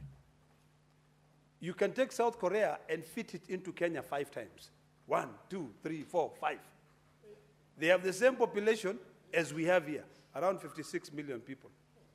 But guess what? They are doing so much better than we are. In fact, he was telling us with the speaker that your country is so good that if you guys just have a few foreign direct investors here, you can bypass us because we don't have external threats. In South Korea, North Korea is threatening them on the border. The other side, China. The other side, Japan. And they're still struggling. Everybody now here, in fact, I think if I look around, you'll see every senator here having a phone from South Korea. You know, because they care about their surrounding. You know, they care about their environment. We need to start caring about our towns. We need to start working. Every so often, Mr. Speaker, we talk about not having jobs. You know, lack of jobs. These markets we are talking about, if you give these youth who are here, give them some little money. You know, like now I'll go back to that, I think it was called the Hustler Fund. You buy a crusher, you buy cabro making machines, you give these youth, you tell them go to Luanda, fix that market, and then you give others metal, tell them, these are welding machines, make stalls. You will not have Gen Zs on the street saying we are jobless because everybody is going to be busy working. I want us to start thinking like entrepreneurs. I want when you sit here, the younger generation will want to emulate you. They'd want to say, when I grow up, I want to be like Senator Cherargei, because he's not only being a legislator, but he is becoming a farmer. You know, one of the facts that maybe a lot of people don't know about Senator Cherargei, you know, that maybe you need to know, is that this young man was once a milk hoarder, you know, trader. He used to work, actually a hawker. He used to move from one home to another selling milk. And look at him now. He's a senator of Nandi. Now, if we don't fix our markets today, is it the next generation who are going to be jobless? Are they the ones who are going to find money to come and fix those markets? Senator Otsotsi, our good friend from Busia, not Busia, but not Vihiga, this Wakoli is from where? From Bungoma. Just said something which I want to repeat here, that when these governors come to these oversight committees, can we please take them to task? I want to plead with you, Senator from Vihiga, stop entertaining those governors here. Let's go to our counties. So when we are carrying out the oversight, we can actually walk around, we can go to those markets and shame them. Every day we keep on fighting about how much should go to counties, but we are just literally ticking a box. So I appreciate the sentiments of Senator Wakoli by saying we need to take these governors to task. When we read these reports, I think was it the day before yesterday that the majority leader laid before the Senate all the Auditor General reports of all our counties. Take them, go up there. Now, with this committee, you need to start thinking outside the box. Okay? Do things completely unorthodox. Don't follow the script. Go and say, okay, how much money was given to you to do this? markets. You know, what have you done with them? Let us now start thinking on how we can scrutinize the budgets, project-based budgets. There are softwares now. You can go and say, okay, this is your budget, yeah? Let's pull this budget out. Who are the suppliers? Let's follow the suppliers, every one of them. Did you supply these things?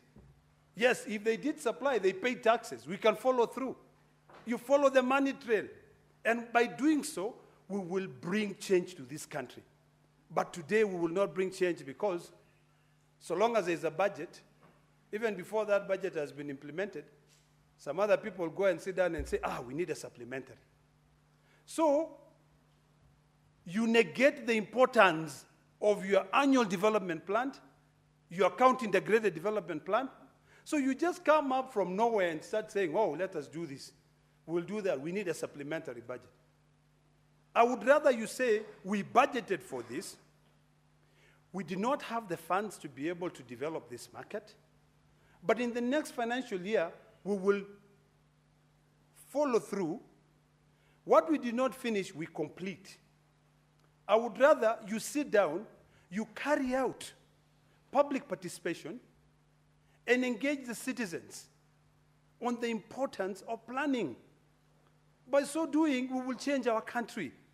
I want to beseech my brothers and sisters from both sides of the aisle that it is about time that we start looking at how we change our economy. Every so often we talked about bills here. Yesterday we were talking about, economy versus health. Earlier today we were talking about issues of Thange. And I'm so happy that the Cabinet Secretary of Health has decided that he's not going to play any politics anymore, that enough is enough. He's going to make sure that under Section 118 of the Public Health Act, he issues an order. He makes sure that Kenya Pipeline Corporation fixes the problems. The last time Section 118 of the Public Health Act was implemented was during COVID. If you read the law properly, you will see that that section of the law defines what is a public nuisance. And health, markets being dilapidated, being dirty with no toilets, that's a nuisance. So we just need to be holistic in our approach to solving problems, and we will see this country going further. But Mr. Speaker, if we don't do that, these young people who are watching us here deliberate on issues, on the problems that we have as a country, we will come back here. They will be here. And if you read the Hansard, in 10 years' time, when I'm no longer in this Senate, and a young man who is watching me here is sitting here, he'll be saying the same thing that Senator Ledamo Lekena was saying. So let us have a way of not just ticking boxes, but actually making sure that we follow through.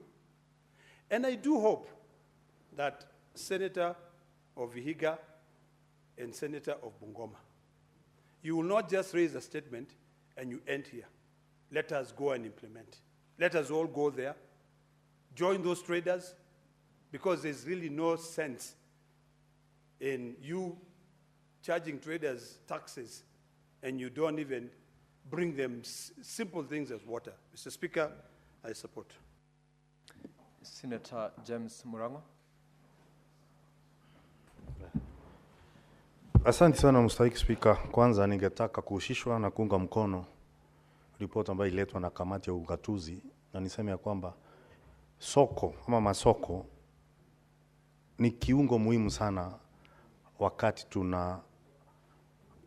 tunapofikiria juu ya kuweza kufanya maendeleo nchini.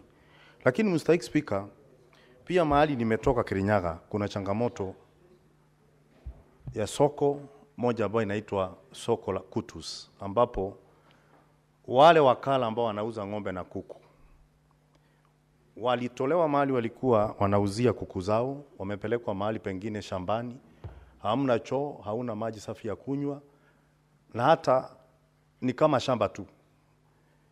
Na tukizingatia sana ni kwamba mahali wanauzia wale ng'ombe imepakana na chuo kikuu cha Kirinyaga. Lakini Mr. Speaker, swali ambao najiuliza ni kwa nini basi wale wakala ambao wanauza ng'ombe katika soko la Kutus wanaendelea kutozwa kondi na gatuzi la Kirinyaga, na huduma zenye wanafaa kupata wapati.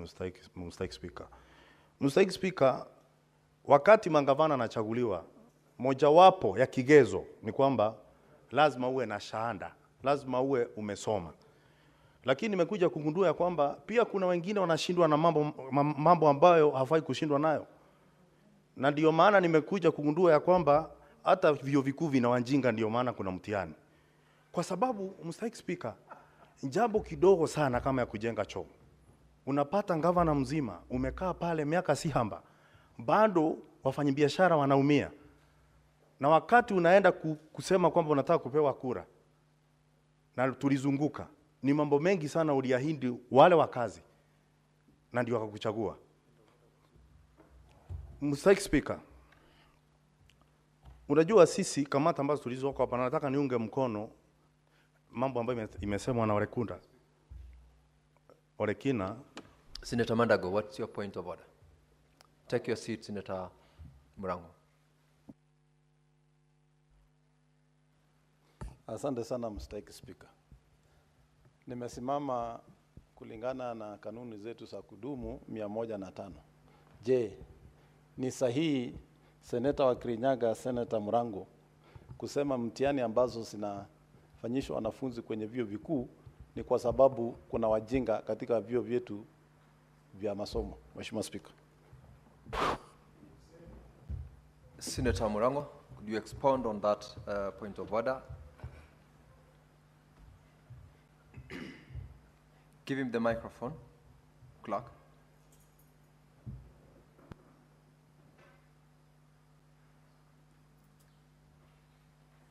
Use the next, or cross over to the dispatch, Senator Murango. Now you have the microphone. You may proceed. Asante sana Mr. Speaker. Mr. Speaker, katika Kiswahili kuna misemo ambayo inaitwa nahau katika Kiswahili.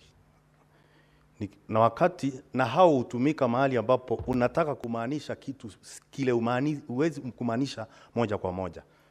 Na ndio ningetaka kumwambia Senator mwenzangu ni kwamba si kumaanisha kwamba watoto wanafanyishwa mtihani ndio wapimwe ujinga. Hapana Mr. Speaker. Ni kama tu kusema kuna kupepeta ipoe na kupepeta iwake. Katika Kiswahili mimi na pepeta iwake. Nadhani akitaka kujua zaidi tutaonana kando niweze kumfunza kidogo Mr. Speaker. Mr. Speaker,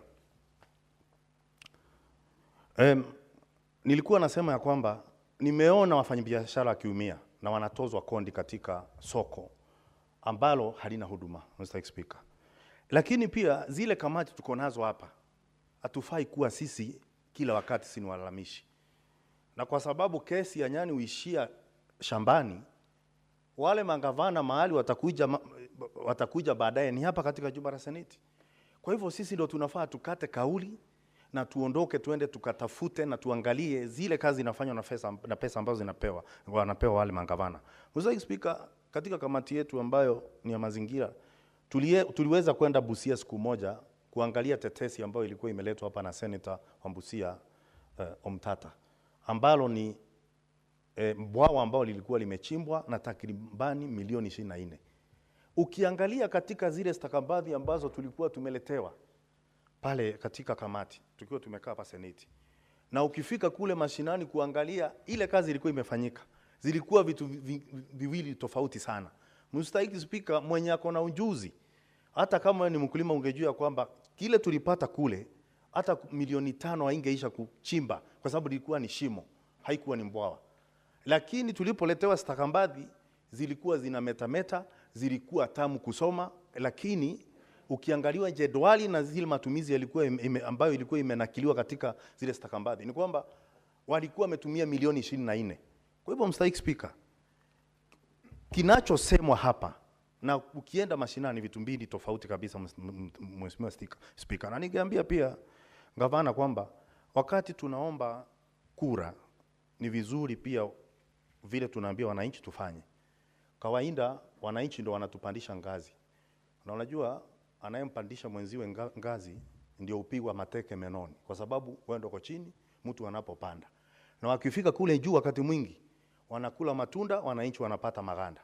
Mr. Speaker, sioni haki ya kulipiwa ama kwenda kule unalipia funduma ambazo hunjazipata. Na nikimalizia, Mr. Speaker, ni kwamba katika shinda tulizo nazo pia inatupa taswira ya kufikiria sana hata wananchi wakati wanafanya uchaguzi. Kwa sababu ukitia chui zizini hakuna siku utaishi na majuto. Kwa hivyo tunapochagua watu kwa sababu maybe kwa sababu ya sura, maybe kwa sababu ya sura, wakati mwingine kwa sababu tuangalie maneno tumendanganywa, tunakuja kupatwa na vitu kama hizi. Kwa sababu lile soko limekuwa hapo sasa kwa miaka zaidi ya 10. Na naona ya kwamba tutafika mwaka 2027 wale wafanyakazi na wakala wa ng'ombe pale bado watakuwa natambika. Mr. Speaker, lakini katika kamati tunazokaa, shinda ambao tunayopata wakati tunajaribu kufanya kazi yetu ni gani? Ni kwa sababu kila wakati tunapoita mangavana waweze kujibu, tunapata sababu. Atasema ni mgonjwa, atasema amesafiri. Na sisi tunakaa kama hatuna majibu, hatuna jawabu. Kwa hivyo kama pia tungeweza kutengeneza sheria ambapo gavana akiitwa kama leo, Mr. Speaker, tulikuwa tunafaa katika kamati ambayo nakaa ya mazingira kuwa na gavana mmoja kutoka Bungoma. Yeye ndo alipeana tarehe ya leo atakuja katika kamati. Leo ameleta barua nyingine kwamba hataweza kukuja. Maswali tunauliza ya fedha kama floka hatungefanya. Unapata ya kwamba kazi inaendelea kuzindi, lakini hatusongi mbele kwa sababu mangavana hawaji. Lakini kwa sababu maseneto wamekuwa ni kama tingatinga. Kazi yetu ni kulima na kubomoa milima. Tukimaliza kubomoa milima, unaekelewa kwa lori, unaambia utaharibu barabara. Ndio imekuwa namna hiyo. Uhitaji wetu kwa mangavana tu ni wakati tunakuja kugawa pesa ziende mashinani. Tunapomaliza maswali inakuanga ni kama dharau. Maswali ukiuliza unajibiwa visivyo. Wewe unaangaliwa kwa jicho lingine ni kama ushakuwa wewe ni kama shetani. Ukionekana hata kama unajaribu kuangalia kazi venye inafanywa, unakuwa ni ndui. Lakini tunafaa tuweze kuponya hili na kupitisha sheria. Kama gavana anaitwa haji katika jumba la Seneti, mugao unapofika, hebu kwanza akuja elezee kabla hajapewa pesa. Hilo tu ndio litatufanya sisi tuheshimike kama nyumba. Asante sana Mr. Speaker. Honorable Senators, before I allow the next member to contribute to the motion, I have a communication to make. This is on visiting teachers and students from Orero Boys High School in Rangwe constituency, Homa Bay County. Honorable Senators, I would like to acknowledge the presence in the public gallery this afternoon of visiting teachers and students from Orero Boys High School in Rangwe constituency, Homa Bay County. The delegation comprises 5 teachers and 45 students who are in the Senate for a one-day academic exposition. In our usual tradition of receiving and welcoming visitors to Parliament, I extend a warm welcome to them, and on behalf of the Senate and on my own behalf, wish them a fruitful visit. I thank you.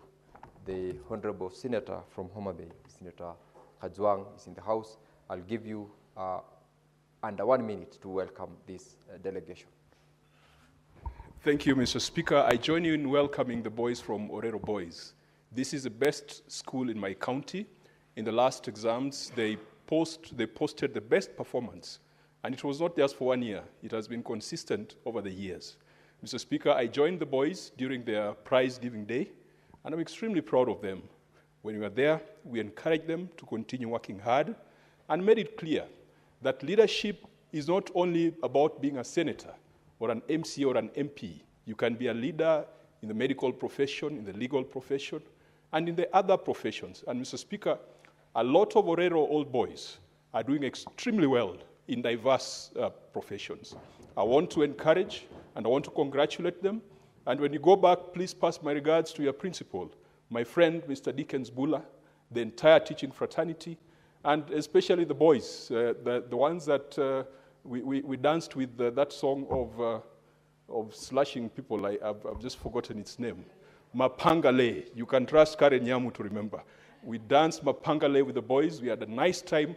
We shall continue supporting you, and we pray that you'll continue leading Homa Bay County, leading Nyanza in posting good results. Thank you, Mr. Speaker. Thank you, Senator Duang. Senator Eddie Okech.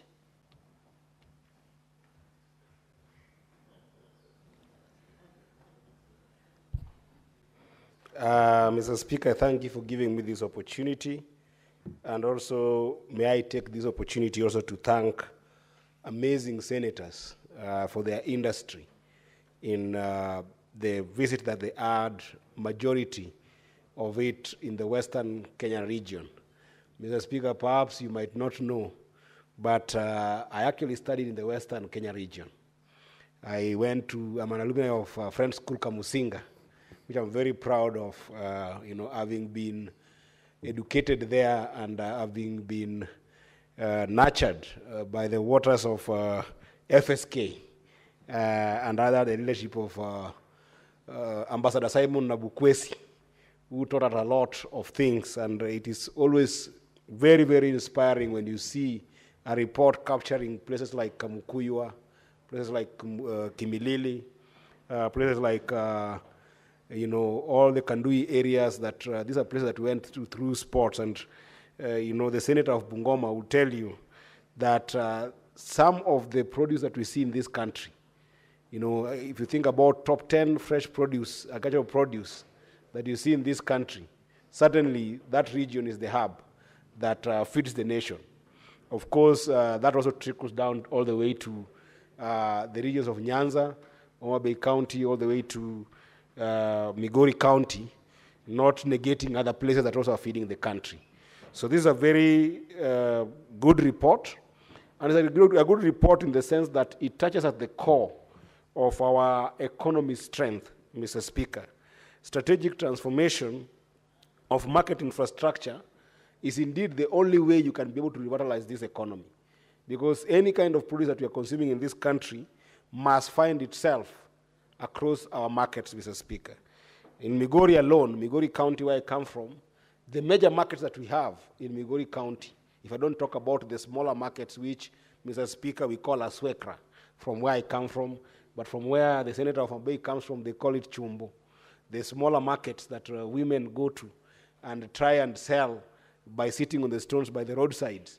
They might not count, but they also comprise the traders who actually do contribute to our economy. But if you look at the larger market economy, where we've got bigger markets in Migori County, when you think about Mabera, when you think about Kehancha, this is in Kuria West, those are the two major markets that you will see there, together with Masaba. When you think about Getonganya and you go all the way to Intimaru in Kuria East, when you come to the main market called Marindi Market in Migori County, that is in Suna West constituency. When you go to Nyatike, you get a market called Wathonger. When you go further down in Nyatike, you get a place called Sori Market in Karungu. When you go to a place called Muru Bay, where all the fish that you eat come from, and the best omena comes from Muru Bay. Along that belt, there is Matoso Market. And when you come now to Awendo, where you get the Awendo Market, all the way to Rongo Market, and in Uriri, also we have got a place called Rapogi and Oria markets. When you look at these major markets, collectively, they bring about 1,500 serious traders that then build the economy of Migori County with the top 10 fresh producers that I talked about, fresh market produce that I talked about that are coming from Western. So, Mr. Speaker, we cannot thank this committee enough to go and look at these markets in the Western region that then actually are not dissimilar to other markets that we are seeing across the country, Mr. Speaker.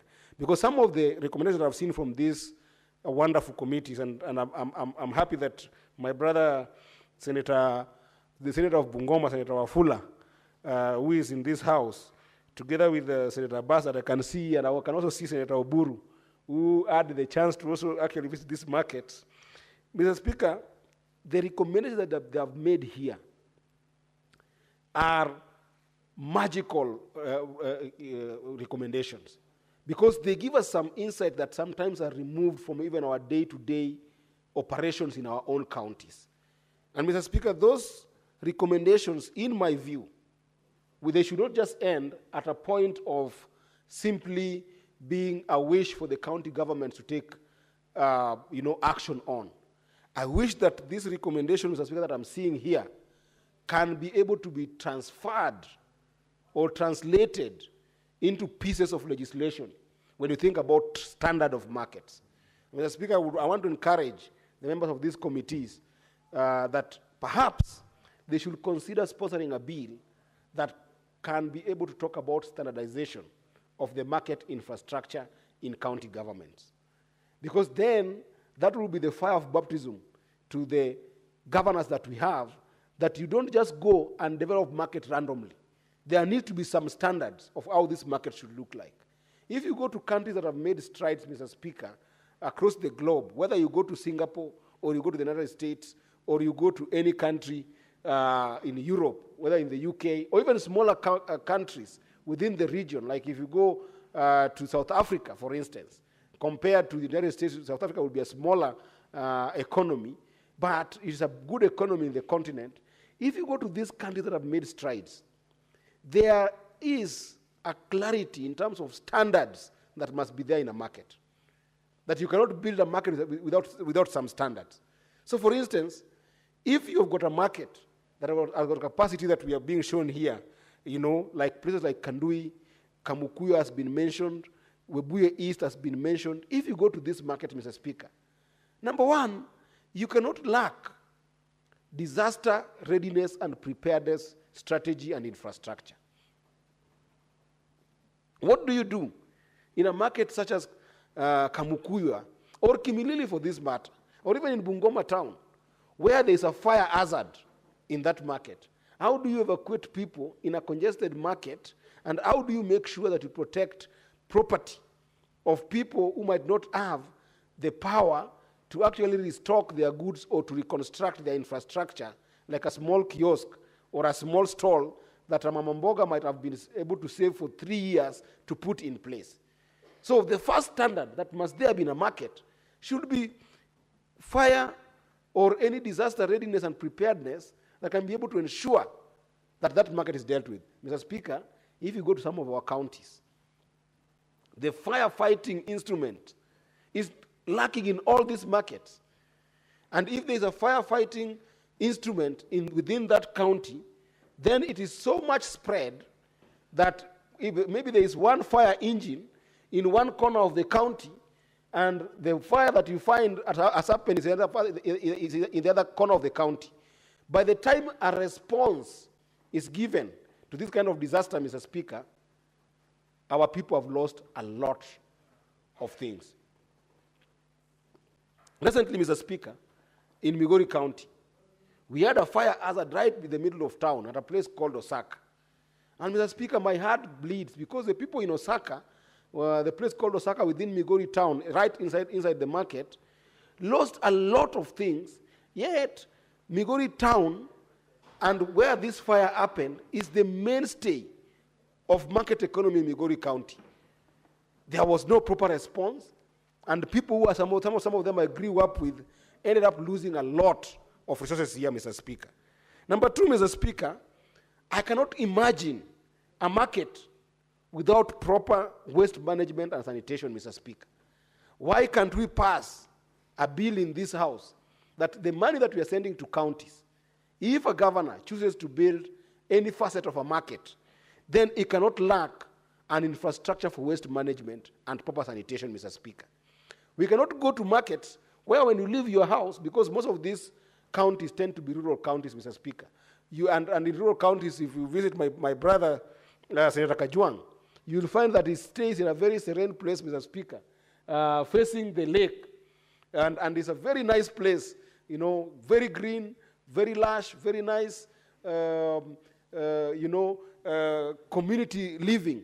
But then you can imagine people from his village, when they leave that lush place without any form of disease or any form of infection, just to go and buy their produce in a market anywhere within Homa Bay County, just as an example, of course. and then you go to a congested place where the waste management is not proper. There are no toilets. There are no proper sanitation mechanism. And then somebody comes back home when they are sick. And they just went to fetch food. Why can it be a standard that our markets must then have proper sanitation, Mr. Speaker? This is a bill we can pass in this House, just by putting up standards to these markets, Mr. Speaker. Mr. Speaker, in most of these markets that have been mentioned here, the vast markets that we have seen coming from Western Kenya, Mr. Speaker, they lack proper drainage when there is rain, Mr. Speaker. How can rain stand between our mothers and our sisters and our daughters who are in these marketplaces selling and making money, Mr. Speaker? That simple rain of about 30 minutes won't stop a market operation for the entire day, and that day people go home without resources, Mr. Speaker. We must be able to figure out these drainage issues. And of course, the issue of drainage, Mr. Speaker, go with the larger issues of vagaries of nature that makes it difficult for women, especially, who tend to spend most of the time trying to sell and make a living in these markets. Some of the vagaries of nature that are adverse weather conditions, Mr. Speaker, make it completely impossible for them to actually do business. If you go, for instance, in Migori County, I can barely mention 3 markets that have got proper shelter, or if you may, proper shades that can allow women to even go to the market at 2 p.m. Some women will prefer going to market, and even other younger people who are going to the market to sell, they will prefer going to the market as late as 4 p.m. when the sun is a little bit heading towards sleeping time, because they cannot be able to endure the scorching sun, Mr. Speaker. Why would that be? And then we are wasting their productivity when they're willing to go and trade to be able to contribute to our economy, Mr. Speaker. And same applies to rains, Mr. Speaker. When there are heavy rains, you find our people cannot be able to trade in these markets, just simply because there's no proper shade infrastructure in these markets, Mr. Speaker. That should be a standard. At this point in time, Mr. Speaker, there is nobody in our economies, especially after devolving a number of functions of government, Mr. Speaker, there is no reason why the market time for our men and women who are working industriously in our communities, there is no reason why market time must end at 6 p.m. just because there is no proper lighting in markets that then leads to security problems and insecurity issues that make people who are trading in our markets be able to leave the market, Mr. Speaker. These should be standards of our market, Mr. Speaker. And of course, Mr. Speaker, I cannot overstate the issue of how our markets are planned against a congested population, Mr. Speaker. You'll find that the connectivities of our roads, the issue of sometimes walkways, and the issue of sometimes even border borders and motorbikes, and even normal bicycles, Mr. Speaker, cannot be able to access these markets where they can be able to move goods easily among populations. Mr. Speaker, I don't know why county government don't see the issue of market planning as an important facet of their own source revenue. Because, Mr. Speaker, at the moment, a border person cannot be able to access a market infrastructure, or a bicycle person who is carrying simply vegetables from their farm cannot access the market infrastructure because it's congested and not planned. What ends up happening, Mr. Speaker, is that a swath of them then simply resort to selling along the road. And when they sell along the road, Mr. Speaker, a lot of problems end up emanating for our counties. Because that selling along the road instead of where the market has been secluded for them to sell, number one, it becomes a health hazard. Because of traffic problems, I've seen a number of places, a number of times, Mr. Speaker, and I know you saw this in the headlines, when Migori County lost a lot of lives when traders along the roadside in the middle of Migori town who could not be able to access the market were faced with trucks that had lost control in the roads and hit a number of people who ended up losing lives because their only solution to their problem of access to market was to go and sell by the roadside, Mr. Speaker. And I have not even talked about the wastage of time that we end up losing productive time because of ensuring traffic in these areas, Mr. Speaker. So this standardization, Mr. Speaker, is what I wanted to invite this House to be able to look at, so that, Mr. Speaker, the idea of informal selling points that ensues in our counties, Mr. Speaker, as a result of not planning our markets can end in our counties, Mr. Speaker. There is always a directly proportionate return on orderly commerce between the revenues that the government gets and the revenues that other people also get who are trading in the counties, Mr. Speaker. And also, if you think about it, it helps with stabilizing prices. Because when people are selling on the roadside, Mr. Speaker, they tend to sell on lower prices that are not run by the market economy. Then that distortion makes it impossible for even the county government to collect maximum revenues that they can be able to collect, Mr. Speaker. So, Mr. Speaker, I want to emphasize the issue of making sure that we can come up with a bill on standardization of markets, Mr. Speaker. And, Mr. Speaker, as I finish my contribution today on this particular report, I wanted to perhaps just mention by passing that, Mr. Speaker, we cannot talk about the issue of markets without looking at the issue of municipalities. Because municipalities, if you look at the Urban Areas and Cities Act, Mr. Speaker, that act sought to help county governments to be able to create municipalities that can work as agencies for revenue collection for particular functions that they will have delegated to those municipalities. And these municipalities are a big part of market economy and arrangement in terms of planning. And this has been dwindling because county governments are not willing to cede these responsibilities to the municipalities. They're not willing to allow that autonomy of municipalities to take shape, Mr. Speaker. In this report, you'll find that if you look at the allocation of money that were given to municipalities across Western Kenya, Mr. Speaker, they end up to be money that are limited mostly to recurrent budgets, Mr. Speaker. They don't allow these municipalities to take root and be able to affect the entire market economy, Mr. Speaker. Up until when these counties will understand, the executive of these counties will understand the agency relationship that they can have with the municipalities, Mr. Speaker, it will be very difficult to maximize the element of on-source revenue, Mr. Speaker. Because if municipalities are given that power to plan markets, to arrange markets, to be able to even think about revenue collection processes that are automized, Mr. Speaker, and I hope that in that bill, if it comes through, my brother, perhaps Senator Wafula, that bill should also look at automation in terms of revenue collection. You know, because you find that things like cess and those ropes that governors put across markets and taking money from border borders, Mr. Speaker, they are taken without any order. There is no automation of them. They are taken, Mr. Speaker, you cannot have a collection mechanism where money comes from the person you want to take it from, whether it's a border or whether it's a taxi rider, and then it is put in the pocket. Then you're hoping that from the pocket, it will go to the county revenue fund. It's not possible. The leakage is humongous, Mr. Speaker. And this is something that must stop when there is an intersection between the law that this House can pass and the autonomy of municipalities to be able to check and enable this market planning to take root and enable revenue to be perfect, Mr. Speaker. With that, I appreciate and equally support this report. I thank you, Mr. Speaker.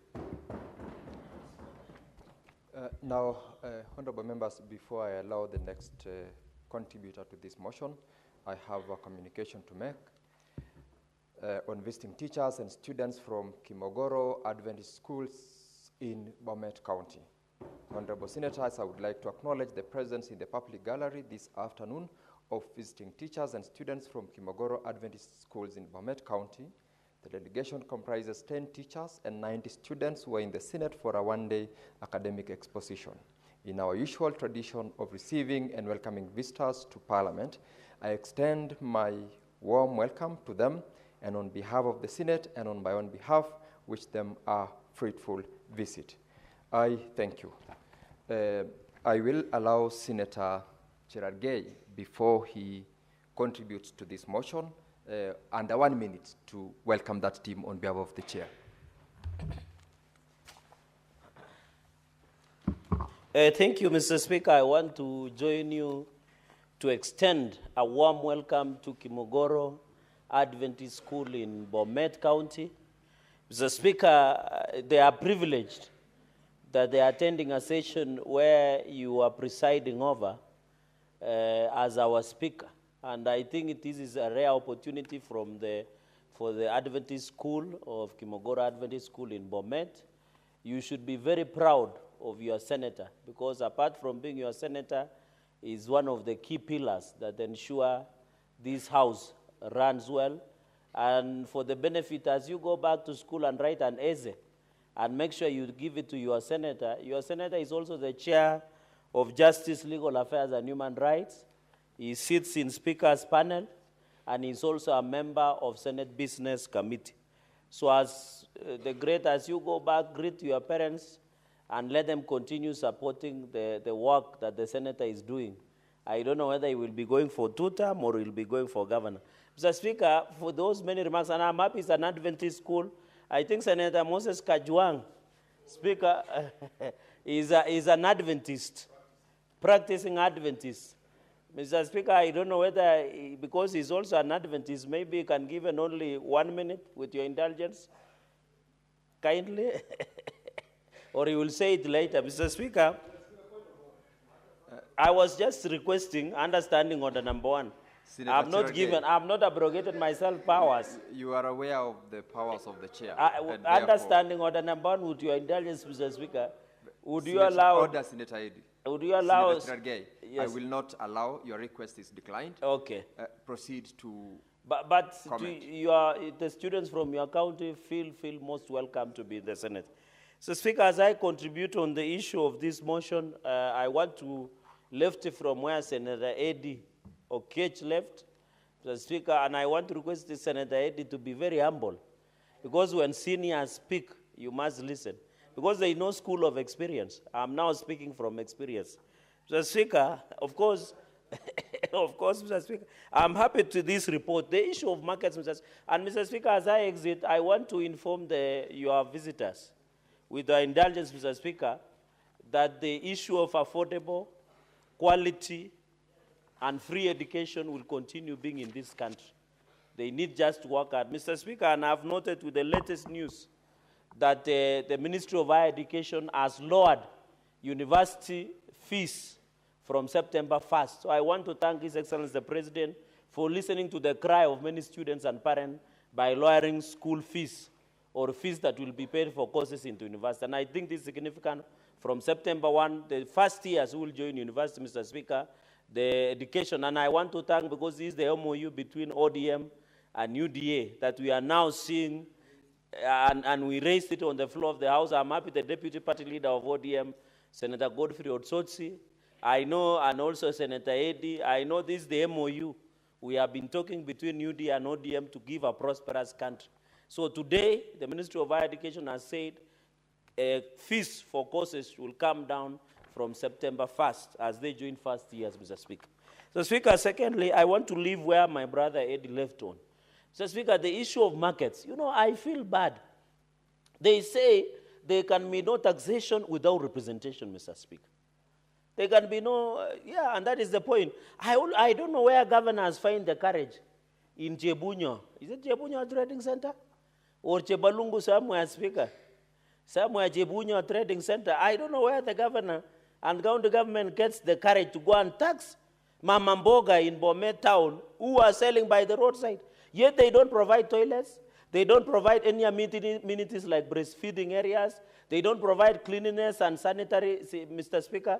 There is no electricity. There is no sanitary facilities, Mr. Speaker. Where do they get the courage? Even in Kapsabet, where I come from, Mr. Speaker, in Kapsabet town, there is no sanitary, there is no toilets. The new market, Mr. Speaker, that in Kapsabet town, where the new traders moved in Kapsabet, Mr. Speaker, that Kapsabet market they don't have a toilet they share, Mr. Speaker.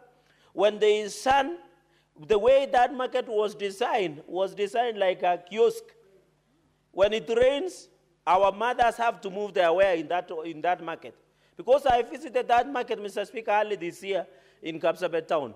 When there is sunlight, and you know too much sunlight can destroy tomatoes, can destroy groceries, Mr. Speaker. There is no proper toilet. There is no proper structure for PWDs. Mr. Speaker, in Kapsabet, the new market that was done by Governor, Mr. Speaker, there is no proper access of loading area when they bring groceries, Mr. Speaker. There is no proper place for PWDs, Mr. Speaker, to access the market. Mr. Speaker, another factor, I remember during Karega Mutai era, although some of us were still in school, maybe Senator Karen Nyamu is aware of this, most of the economic stimulus markets are still unutilized and occupied up to today, Mr. Speaker.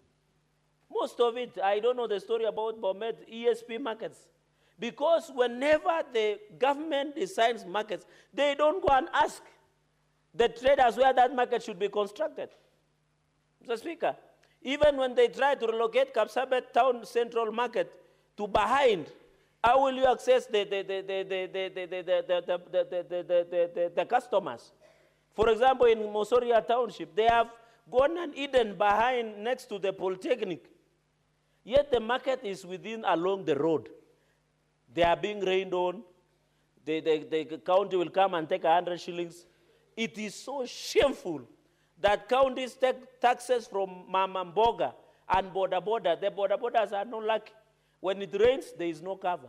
When the sign is there, there is no toilet. Mr. Speaker, I always ask myself, our Mamambogas must be the most resilient people, even in Viga. You can imagine them sitting, Senator Otsosi, by the roadside the whole day there is no market, there is no toilet. From morning up to evening, Mr. When we are human. If you look at our chamber, we have been provided with necessary comfort, including sanitary facilities. But you can imagine a woman in Migori town, sitting the whole day, and sometimes some of them have health problems without using the washrooms. Even in Bosia, where the presidential candidate, you know, he has just declared, but he's yet to give us the vehicle he's using. He will give us the vehicle he's using. Even in Bosia, and I'm happy he has done forensic audit, and I can see the governor through the speaker, he will not have peace. The way this gentleman is doing it, he will have a rough time. Even in Bosia, Mr. Speaker, I'm asking myself, these women that stay the whole day without toilets, where do they go? Mr. Speaker, and some of them have problems, health problems. Mr. Speaker, and then the county government does not have shame. The Migori county government goes and tells them, can you pay? The Vihiga county government does not go and share. The Busia, the Nairobi, even in Bomet, and Manzi Wakanairo is here, Senator Karen Nyamu. I don't know how those women survive. And I'm happy I saw her in Roysambu, evading that in Roysambu, trying to look for votes, Mr. Speaker. Okay, I think Senator Otsosi wants to see you after this.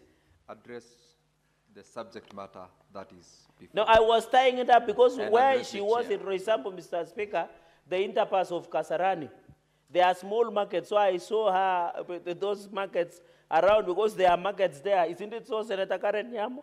Yeah, there are markets, Mr. Speaker. Some of us know this through the Speaker. Some of us know this town very well, Mr. Speaker. And yeah, Mr. Speaker, why is Senator shouting? Senator Eddie is trying to catch your eye that Senator Sotsi needs to contribute and time is running. But Mr. Speaker, you should know the standing order. You limit debate. Has it been limited? He's trying to catch your eye. That is why the choice of my words. No, I thought he's telling me this. He's telling me you are hitting it properly. I didn't know. I thought he's saying you are hitting it properly. Mr. Speaker, number two, I'll try to condense. Thank you, Speaker, for that guidance. I'll really try to condense. For example, even I saw, Mr. Speaker, another danger to our markets is what you call Kena, Kura, and Kera. I saw, Mr. Speaker, they were destroying markets in Kayeka. You know Kayeka, Mr. Speaker, it is in Kakamega County. Mr. Speaker, I've seen these road agencies. Why would you allow our people to do markets and then come and destroy them? Kera and Kura and Kena must be called to order.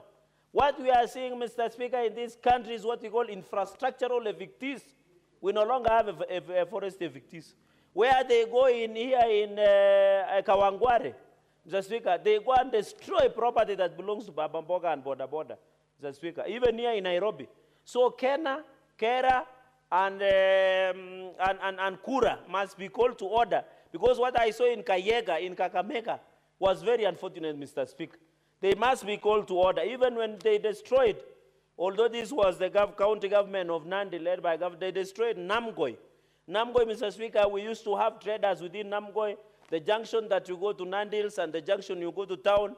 Those infrastructure, Mr. Speaker, were being destroyed by the county government, Mr. Speaker. Even when you look at I want to thank the President in conclusion, Mr. Speaker, because Nandi now we have gotten, by the way, I have seen an argument given by Senator Ledama that markets is a devolved function. I agree. But which market has your governor done for the last 10 years? Which market has your governor Otichilo done? Nothing. Even the governor of Nairobi, who you say it a work, but it looks like I work. It is, I want to thank the President because now, Mr. Speaker, in Mosoriat we have a new market. In Kobuja we have a new market. In Kaptumo it's incoming, Mr. Speaker. In Chepsonoi, where we share with Senator Otsosi Vihiga, I hope Otsosi you have seen around Chepsonoi, there is a new market. In Maraba, we are having a new market, Mr. Speaker. In Kaiboi, we are having a new market, Mr. Speaker. In Lesos, we are having a new market, Mr. Speaker. We need Maki. And Kingwal, Mr. Speaker, I don't know whether you have used that road where women sell maize around Kingwal, Mr. Speaker. Then we have a Chepterit where we are selling our livestock, Mr. Speaker, at least, but that property belongs to a private individual, Mr. Speaker. So what we are saying on all these markets, Mr. Speaker, we must agree that governors must be called to order. As I conclude, Mr. Speaker, that it must be accessible to PWDs, it must be clean, there must be water, there must be toilets, there must be electricity, Mr. Speaker, and there must be accommodation for women who are breastfeeding, Mr. Speaker. We know women who are mamambogas, that they are nursing their children. They must be given a place to breastfeed. I'm happy, Mr. Speaker, the design that President William Ruto has approved through the Ministry of Housing. We have areas of meetings for women and groups, women groups and social groups. We have lactating area. We have a sanitation area of toilets, public toilets, and what have you, Mr. Speaker. We have all those, Mr. Speaker. Mr. Speaker, to allow my colleagues, Senator Otsosi, who I have a tremendous respect, and the incoming governor of Vihiga, Mr. Speaker, allow me to pen off by saying we are proud of what the committee has done, your office for the support, and our secretariat for the splendid job that they are doing, Mr. Speaker, so that now later, as Senator Otsosi finishes, I really want to listen to what Senator Karen Nyamu will say, because we have a lot of problems of markets where it doesn't work in this Nairobi. I thank you, Mr. Speaker, and I support this motion. Senator Osotsi. Thank you, Mr. Speaker. Mr. Speaker, I want to start by saying that I want to thank the Committee for Devolution for taking time, not just to respond to my statement and Senator Wakodi's statement, but visiting these two counties. They visited my county on the 22nd of June, 2024, which is about a year ago. And now we are discussing the report today. Mr. Speaker, what precipitated this statement was because the traders at Luanda Market had gone on a tax boycott. Luanda Market is the largest market in Vihiga in terms of not just the size, but in terms of revenue generation. And the workers, the traders had gone on strike, and that was going to affect the revenue of the county and also services provided by this market. Mr. Speaker, Vihiga County is among the 12 small counties, and it has very limited avenues or streams of revenue, on-source revenue. And in fact, the only major on-source revenue source is markets in Vihiga County. And we have quite a number of markets in Vihiga County. This report focused on Mbale Market, Majengo Market, Luanda, Serem, Chavakali, Cheptulu, Shamakoko, Esibuye, and Mudete. These are the key markets in Vihiga County. There are other smaller markets in Vihiga County like Banja, Mwicho, and others.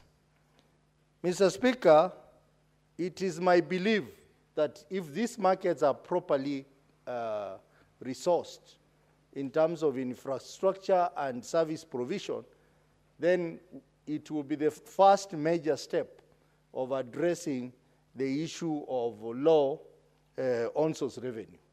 Mr. Speaker, Vihiga County generates about 300 million shillings every year as on-source revenue. But they have the potential to generate up to 1.5 billion shillings as on-source revenue. Mr. Speaker, if that money is generated in addition to the shareable revenue, then people of Vihiga will have sufficient money for capital development. Mr. Speaker, you know, one of the reasons why this House decided to change the revenue sharing formula so that they can help small counties was because they were looking for avenues of making smaller counties access development. Because of the low revenues, these counties are unable to access sustainable development. Mr. Speaker, even as we talk about that, we must also focus on source revenue that is generated in this county, and one important area of on-source revenue generation is markets. Mr. Speaker, I am disturbed by the contents of this report, and I wish to alert the committee to give special attention to the submission by the county government of Vihiga, particularly on the issue of on-source revenue. The figures are not adding up, Mr. Speaker.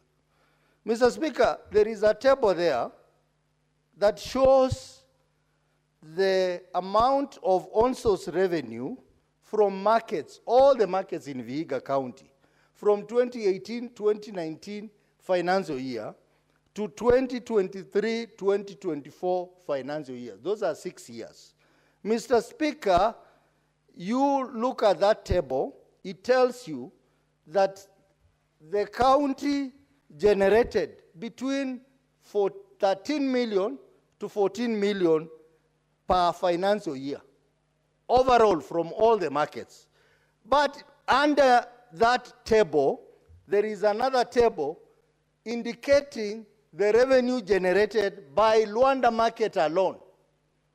And it tabulates how much was generated every month from July 2023 to May 2024. And if you look at that figure, it comes to around 40 million, which now begs the question that if one market can generate 40 million in a year, then why did the county government give us figures which indicates that each, overall, each year, they were generating between 13 to 14 million? I think the committee needs to interrogate that bit, because even if you look at Luanda market, 2023-2024, the report shows they generated 13.9 million. But the same period, the entire county generated 14 million. So what are they saying? Mr. Speaker, these figures are not making sense, and I think these figures were just put in there to provide a response. They are not justified, and this is misleading the committee and the House. So I want to ask the Committee of Devolution to go back and interrogate these figures. Mr. Speaker, we cannot pass a report which has misleading information. And I will be talking to the committee to ensure that the county provides correct information, because the information that is here is misleading, Mr. Speaker. Mr. Speaker, let me now talk about challenges that we have in the county in terms of markets. Mr. Speaker, a lot of issues were identified in the report. Issues of lack of water, adequate supply of water, and in some cases, lack of water in some markets. Issues of sanitation, lack of toilets, or functioning toilets. Toilets which have been constructed, and for one reason or another, they're not functioning. Mr. Speaker, the issue of drainage. Senator Sotsi, unfortunately time has run out. However, you have got a balance of 12 minutes to conclude on your contribution when the House will resume. Now, Honorable Senators, it's now 6:30 p.m., time to adjourn the Senate. The Senate therefore stands adjourned until Tuesday, 5th August 2025 at 2:30 p.m.